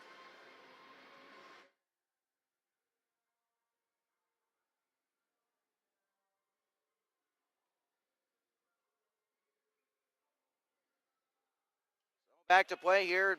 back to even scoring here as Farmer tries to walk through. Falconer, now Farmer, his shot is blocked away there. Played behind the net to be picked up by Jesse Gentilla in his own zone. Baum has some trouble with it, but he'll serve it into the neutral zone for Sharazin to collect. Sharazin, that should have been offside. No whistle was called. 16:40 remaining in the third period. Odessa gaining the zone. Into the glove of Zevnik, out of the glove of Zevnik. Kuzmeski, rather Baum took a big bump as Sharazin works this into the neutral zone. Here is Gentilla in his own end. 5-5 the score. 16:25 remaining in the third period. What a crazy contest this has been. Almost reminiscent of a 7-5 game back here last January as a shot is wide of the cage as Zevnik was out to challenge and cut down the angle with his blocker. Behind the net and looking to stuff out in front. Here's Alger. Alger, as Townsend lost a mitten down there, trying to work it up to the half wall to be cleared, but he wasn't able to do so. Brown trying to step in front. Brown from his knees, and Zevnik finds the loose puck and makes the save. As there's some extras here. Alger and Townsend coming together. Alger gives Townsend a little extra shove. He trips over the back of the net. We'll see if the referee will finally call a penalty. It doesn't look like it. 16:02 remaining in the third period. So Hausinger, Christian Hausinger that is, has given Odessa the goal that has tied it up 5-5. So it wasn't deflected. So unless that one was screened, unless Zevnik was screened, that's one that you'd like him to get at least an attempt on. That one buried itself over his top shoulder before he even moved a muscle. Here's Knight, up ahead for Litviak. Back to the near side for Yeager. Yeager will corral and move forward. Yeager puts on the brakes at the half wall, waiting for reinforcements. Nice pass to find Knight, stepping down. Knight shot off a brave block there by Valamon. It went wide. Knight being very involved in the offensive side of things here, as this is Yeager, who is back covering for Knight, who works it up ahead for Albrecht. Albrecht turned it over here. Dogged work by Litviak will win this one back momentarily, as Albrecht will go into the near side corner for it.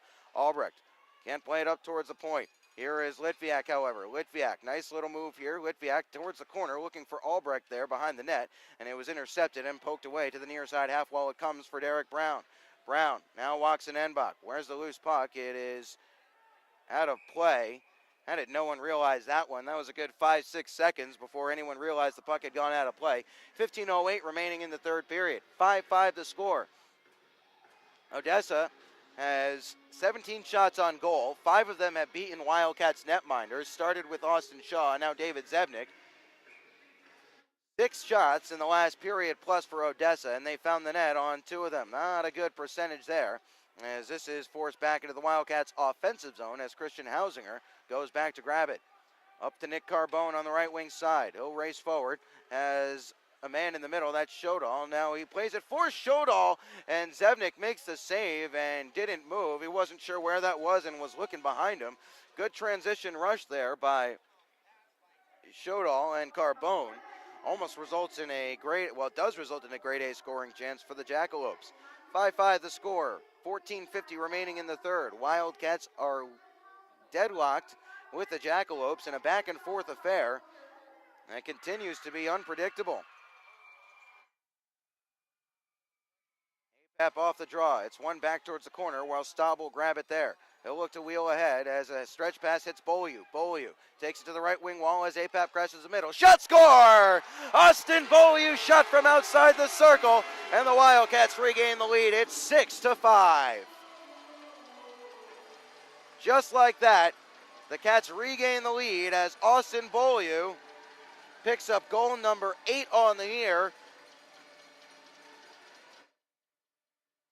Beaulieu wristed one inside the post. It is 6-5. Good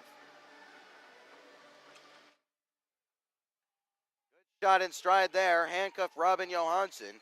As this is Scatliff feeding it up ahead for APAP as the Wildcats will look to build some momentum and maybe some insurance. 14:25 remaining in the third period. Behind the net, here is APAP and Staub working for it. Now it's APAP. APAP up ahead to Kuzmeski at the blue line. His shot. Karam's off a leg, comes to the corner. First to it, here's Colin Staub. Here's Beaulieu. His shot was partially blocked as APAP will take it off the outside of the cage. APAP tied up here as Gentilla can't work it free. Beaulieu will stash it behind for APAP. APAP returns for Beaulieu now. Beaulieu up to the point in Kuzmeski. Kuzmeski shot through some traffic, deflects, loose puck. It's still loose. Beaulieu on his backhand, and he had his pocket picked. Now it could be a rush the other way for Hausinger. Hausinger chips it towards the middle, and a good long reach there by Shane Kuzmeski as the net is off its moorings as Watson Enbach went barreling into the net, and now a little extra as Scatliff was given a bump by Kenny Hausinger well after the whistle. Kuzmeski came in and gave Hausinger a shot, and now everybody comes together and exchanges pleasantries. Hi, how are you? I'm good, thanks, as the end result of this one is still going to be a face-off in the Wildcats defensive zone. No penalties as Hausinger took a late shot at Scatliff a good 5 seconds after the play.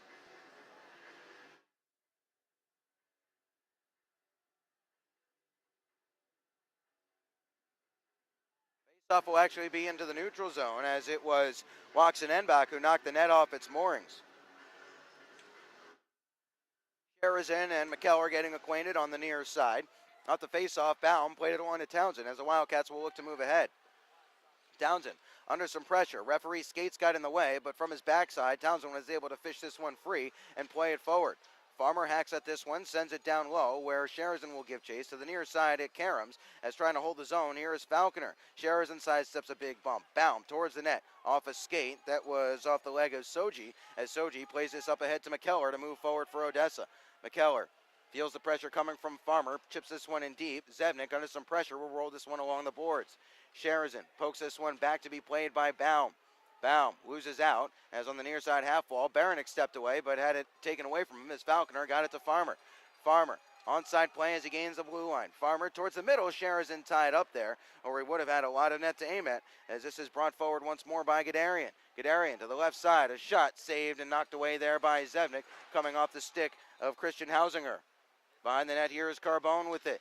Now Guderian. Townsend took it away from the two of them as now Townsend has it taken away from him by Carbone.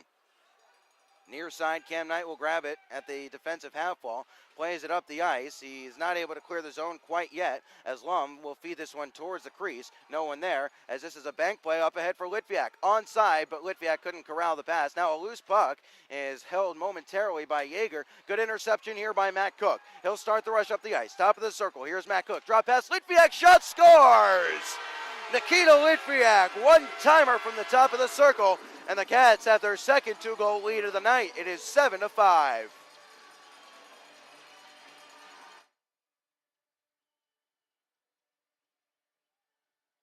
all started with a great rush by Matt Cook. He intercepted at the offensive blue line. He raced down to the zone in the left channel. At the bottom of the circle, dropped it back for Litviak, and Litviak's one-timer beat a screened Robin Johansson.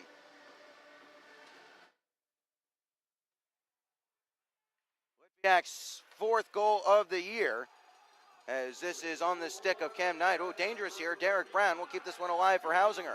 Here is Derek Brown looking to turn up with it as he'll put it on his backhand and give it along to Kenny Hausinger.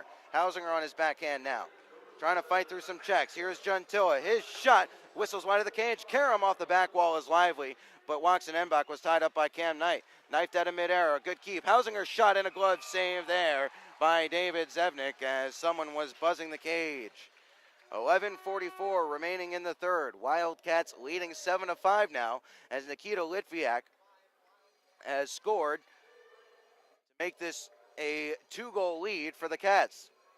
They led 2-0 though in the early stages of the first period. We'll see if they can hold this lead better than they were the other one, as here is Beaulieu stepping away.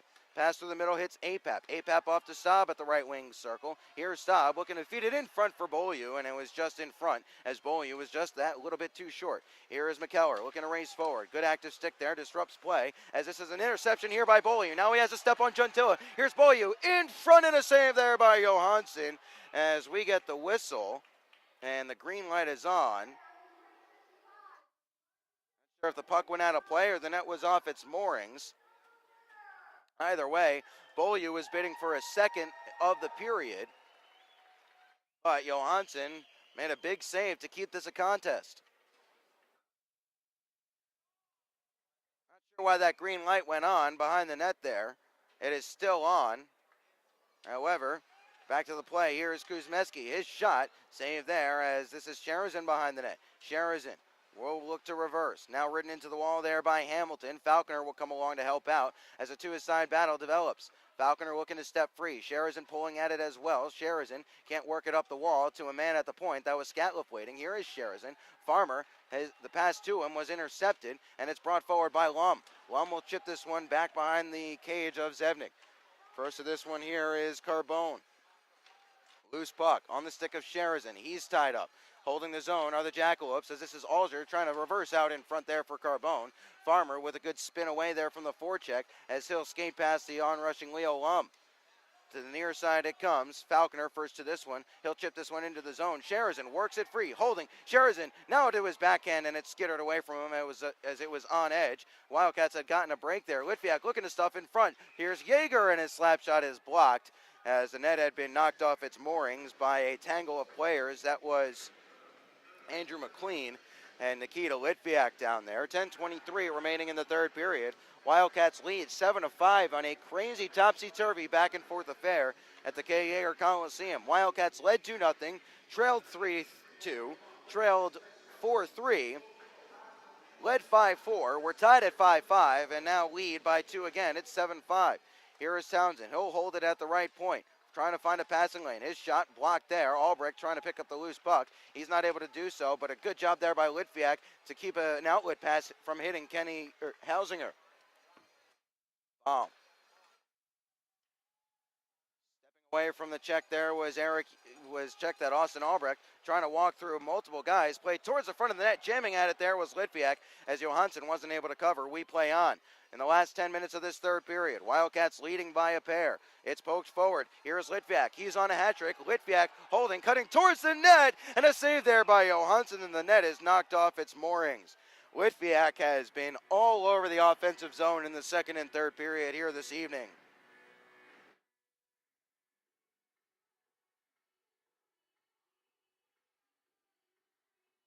Faceoff will be to the left of Johansson.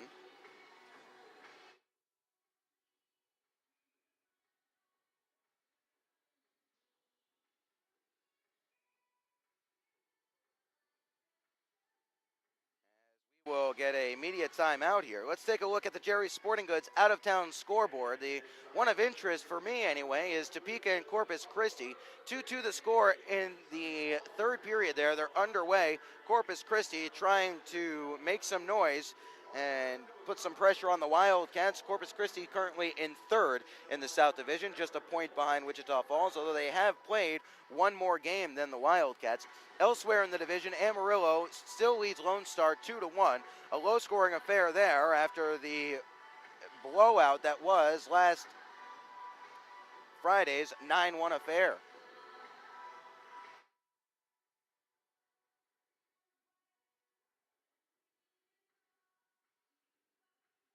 Faceoff will be to the left of Johansson when we get back to play here.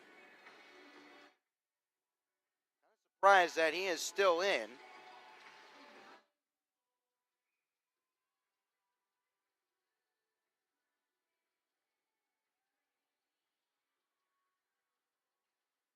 Draw. Subri knocks it towards the corner. First of this one here are the Jackalopes. Reisinger couldn't win that battle, but Oakley will try and hold his own. It squirts to the middle of the ice and will be picked up on a turnover. Here's Oakley.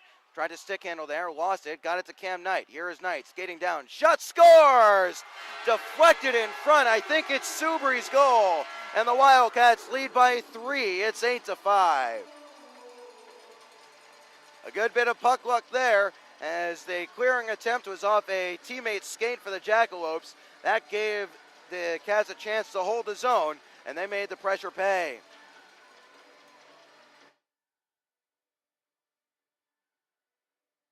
It should be Subri's goal, his second of the year.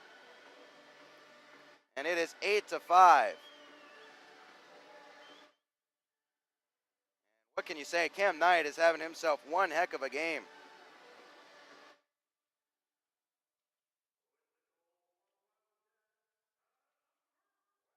You give the goal to Subri. He tips that one home, as the Cats lead 8-5 in the last 8 or so minutes of this period. Big collision there as ramping up the forecheck here is Odessa. Knight up ahead to Staub. Drop pass for Apap. Apap looking to go back through the middle. His pass was intercepted as Hausinger will try to step forward. Now it's Watson Enbach. Good stick there by Matt Cook, as Cook is having himself a better third period here than he did second. Outlet pass, Beaulieu towards the end of his shift. Will he be able to negate the icing? Oh, Johansson ventured well out of his cage for that one and played it all the way down, as Cook will serve this back up the ice looking for stop. Beaulieu will take it off the back wall. Here is Beaulieu. Shot, save, juggled. Johansson was able to knock that one aside. Odessa have it in their own zone. This is Hamilton up ahead for Christian Hausinger, who will reverse back to Hamilton as he didn't like what he saw. Zone come the Wildcats. Sheridan looking to drop past there. This is played all the way down. Will it be icing? No, it will not. It comes up just short as Kuzmeski is back there to play it along to Skatliff. Skatliff turned over. No harm, no foul quite yet, as Skatliff will get it back once more. Played up the wall for Farmer. Farmer. His outlet pass to the middle of the ice is picked up by Falconer, who will return it along to the Washington native.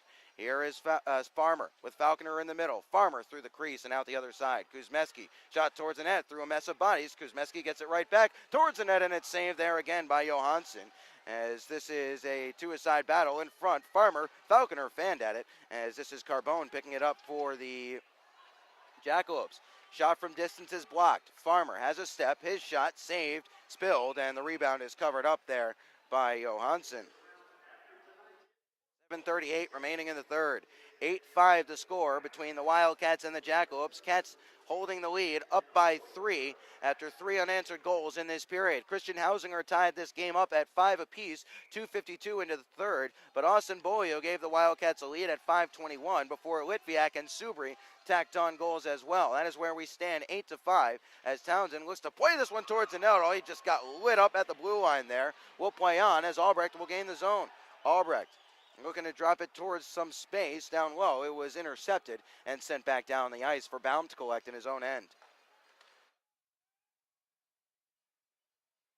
Here is Yeager. He'll chip this one in deep.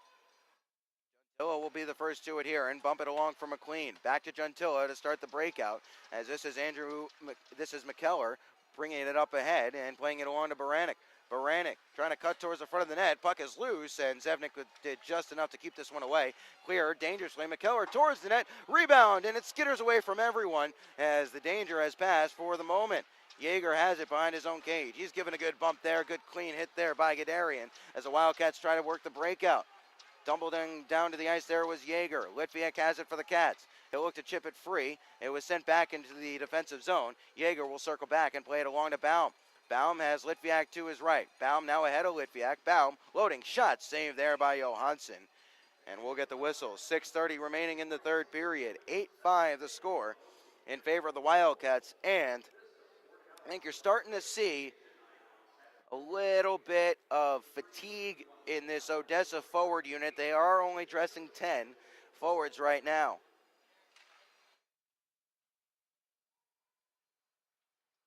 Around to the near side for Kenny Hausinger. Hausinger has had a couple of looks in this contest, but nothing recently, as it's been all Wildcats for the last 5 or 6 minutes here. Big collision off the puck, nothing upcoming, as Cook will skip this one in towards the cage of Johansson. First to it here, Subri pulls it free from Hausinger. In front, Oakley fanned on it, and this will work its way all the way down. No icing here, as if it was off the stick of a Wildcat. Zevnik reverses for Knight, who reverses back for Cook. Reisinger giving a good bump hard and high as this is chipped up into the air and sent down. Icing waved off. Loose puck in the neutral zone taken by Cam Knight in the last 5:40 of the third period. First to it here are the Jackalopes. Now it's intercepted by Beaulieu at the red line. Here's Beaulieu off to Staub at the right wing. Staub puts on the brakes. Nice stick handle here by Colin Staub, as this is Staub getting the puck back after it was blocked up into the air. Apap can't hold. Behind the net, Apap is tied up and is unable to force it to a teammate, as this is Leo Lum feathering it up ahead through some traffic for Derek Brown. Brown with Hausinger to his left. Now Brown will slam on the brakes, play it to no one in particular, as Staub will bring this one forward. It's Beaulieu left behind momentarily, as now Staub will float this one in and come to the bench for a change.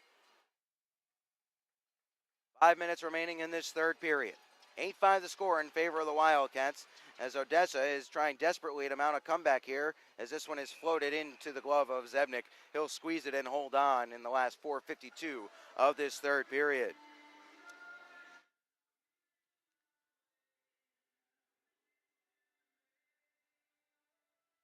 Shots on goal in the frame are 10-4 in favor of the Wildcats. The margin is 38-21 in favor of the Cats, and remember, they got outshot 11-7 in the first, so it's been all Wildcats in terms of the chances. Sherazin given a good hip check there by Soji to knock him off the puck, as this is Alamont playing it back around behind. Trying to escape the forecheck and send one all the way down the ice are the Jackalopes. No icing here, as they say Kuzmeski could have had it. Kuzmeski, first to it here, rolls it around the boards. This will squeak into the neutral zone. Won't go all the way down for icing, as we'll play on in the last 4:20 of this third. Puck bouncing around the neutral zone, settling and bringing it forward. Here's Alzer through the middle of the ice. Tied up there was Shodal, as Falconer will lead this one ahead. Puck in the neutral zone. Both teams having some trouble corralling it here, as Kuzmeski slaps this one off the boards. Falconer, fresh from the bench, will grab it and step up ice. He played it off the glass, and now we'll come to the bench for a change, as the Wildcats are working on a quick shift here, as this is brought forward by the Jackalopes in the form of Gadarian. Gadarian now gains his own shot, save, spilled, and now covered up by Zebnik, as Gadarian gets a little bit extra here. I think that was Shane Kuzmeski or Jake Townsend working him over a little bit. 3:50 remaining in the third period, and a game that was a fireworks display early on has kind of petered out a little bit in terms of intensity in the last few minutes. That deflection goal by Subri has really taken the wind out of the sails of the Jackalopes, more so than they already were.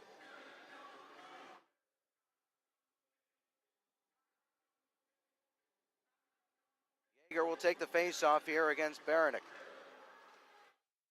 Gadarian can't pull it free. It's knocked towards the corner, centered towards the net there by Gadarian, and it was intercepted by Litviak, who's on a hat trick. Litviak chips it forward. He was looking for Albrecht. Albrecht gets around Gentilla, trying to stash out in front, and it was knocked away, as first to this one here is Gadarian. Litviak gets involved in a 25 versus 25 battle, as this is Jesse Gentilla in the corner. Nice bump there by Albrecht to work him over. Stash back behind the cage and will squirt out to the far side. Litviak, nice battle there, but he wasn't able to grab the loose puck in the last 3:15 of the third period. Here is Jesse Gentilla. He'll gain the zone at the circle. His bat angle looks saved and held, but now it's loose, and Zebnik covers up, and we'll get the whistle. As now a little bit extra. Ooh, a little punch there. That was Townsend who took a shot from number 22, Matt Baranek. Townsend talking to the referee saying, how is that not a penalty? I think Collins is just trying to go the entire game without giving a penalty to either team. He's pretty close. 3:09 remaining in the third. No penalties out of that little scrum there. Faceoff will be to the left of Zebnik, as Wildcats are perfectly content to lead this at 5-on-5 as they try to see out the last 3+ minutes of this contest. Oakley will take it here and spin it away from danger and play it along to Cook. And he hasn't had too much to do, David Zebnik, but he's been good when called upon. Here's Reisinger in front. Subri stashed it wide. The rebound is sent wide of the cage as well, as Oakley was there following up.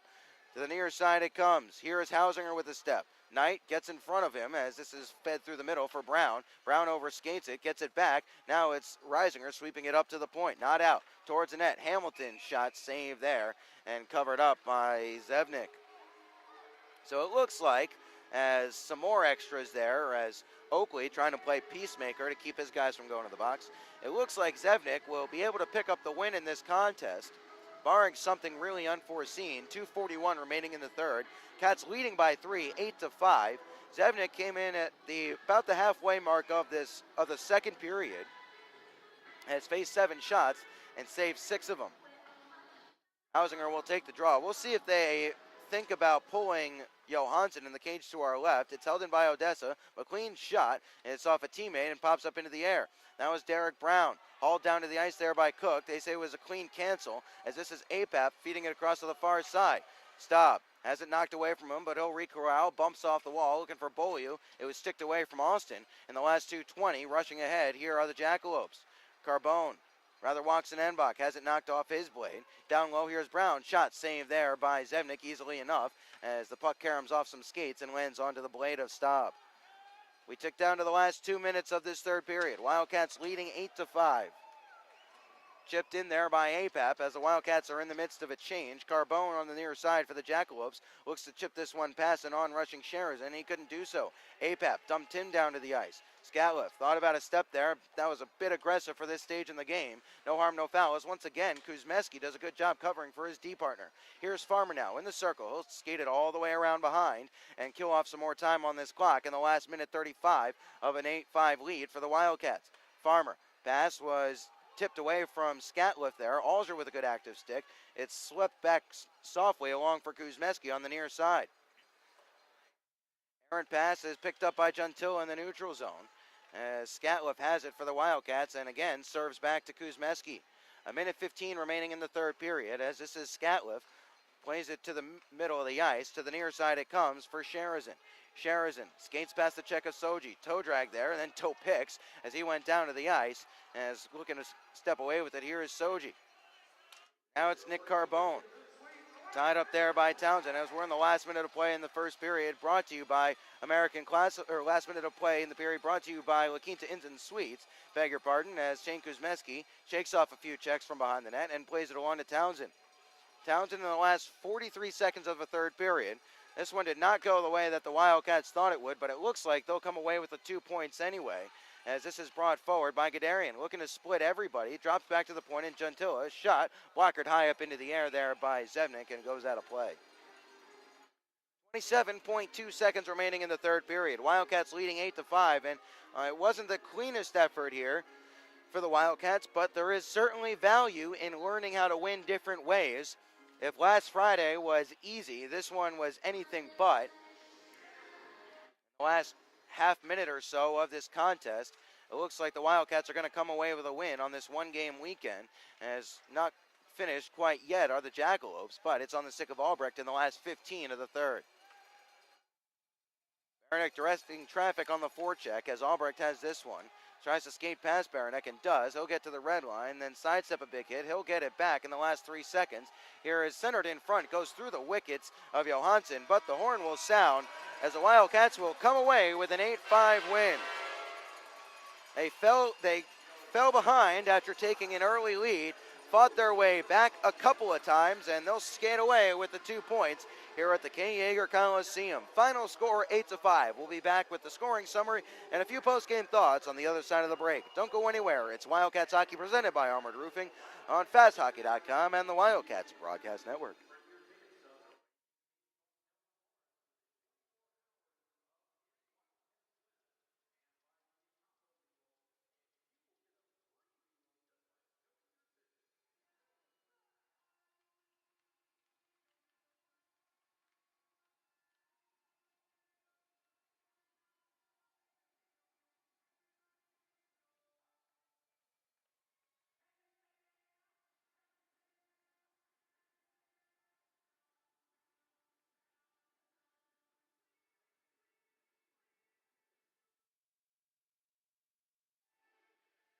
Yeager Coliseum putting the wrap on the final 8-5 game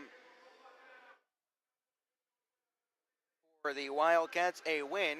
13 different players get at least a point for the Wildcats. 10 different players got a point for the Jackalopes tonight, and my goodness, it was defense and goaltending optional here tonight. I mentioned in the opener that if you let the Jackalopes get into a track meet with you, they can make you pay, and they almost did, but the Wildcats were able to outlast the Jackalopes here tonight as they claim the 8-5 win. Let's get you the scoring summary here, and it could take a while, so pack a lunch. Colin Saab got things going 4:31 into the first period. On his second goal of the year, Tommy Apap won a face-off forward and tied up the goaltender as he was trying to fight for the loose puck. That was Robin Johansson in net, who, by the way, faced 38 shots and made 30 saves. Pretty surprised he wasn't able to get some relief from the bench from Parker Butler, but that's one to ask Greg Gatto after the fact. Anyway, back to the scoring summary. Colin Staub made it 1-0 as he put it into an empty net. Then a few minutes later, I should say, Alex Falconer made it 2-0 on a great transition rush by the Cats. Nick Farmer picked it up in the neutral zone and skated forward along the right wing wall. He tried to play a pass to Kuzmeski, who was ahead of him, crashing down the slot. His pass was actually off the back heel of Kuzmeski, but it kicked very kindly to Alex Falconer, and Falconer ripped it inside the post on a stinging wrist shot for his 4th goal of the year and first since the first couple weeks of the season. Seems like Falconer might be turning a corner a little bit here. He had an assist last week against Amarillo. Now a goal here tonight after a 5-game scoreless streak. Then Odessa charged back right away, just 24 seconds after Jesse Gentilla, after Falconer had made it 2-0. Jesse Gentilla stepped down from the blue line and buried a centering feed from Derek Brown to make it 2-1. 30 seconds later, we were even at 2. Chad Guderian got a fortuitous bounce off the back glass, settled the loose puck, and then snuck it by the right-hand blocker side of Austin Shaw. That made it 2-2 at 9:54 of the first. Epis Shodal then gave Odessa the lead in the closing stages of the first period as he made it 3-2 off a defensive zone miscue by the Wildcats, but the Cats were able to respond in the second period. They dominated that middle frame 21-5 in shots on goal and outscored the Jackalopes 3-1 in that middle frame, and it started with Cam Knight. He made it 3-3 at 10:10 of the period. A great rush through the middle as Knight gained the zone over the offensive blue line. He played a little pass off to Oakley at the right circle. Oakley skated towards the goal line to create some space for Knight to skate into. Then a great little return pass from Oakley was right on the tape of Knight, who poked at a 5-hole to make it 3-3. The tie was short-lived as Derek Brown deflected one through the legs of Austin Shaw at 11:44 of the second.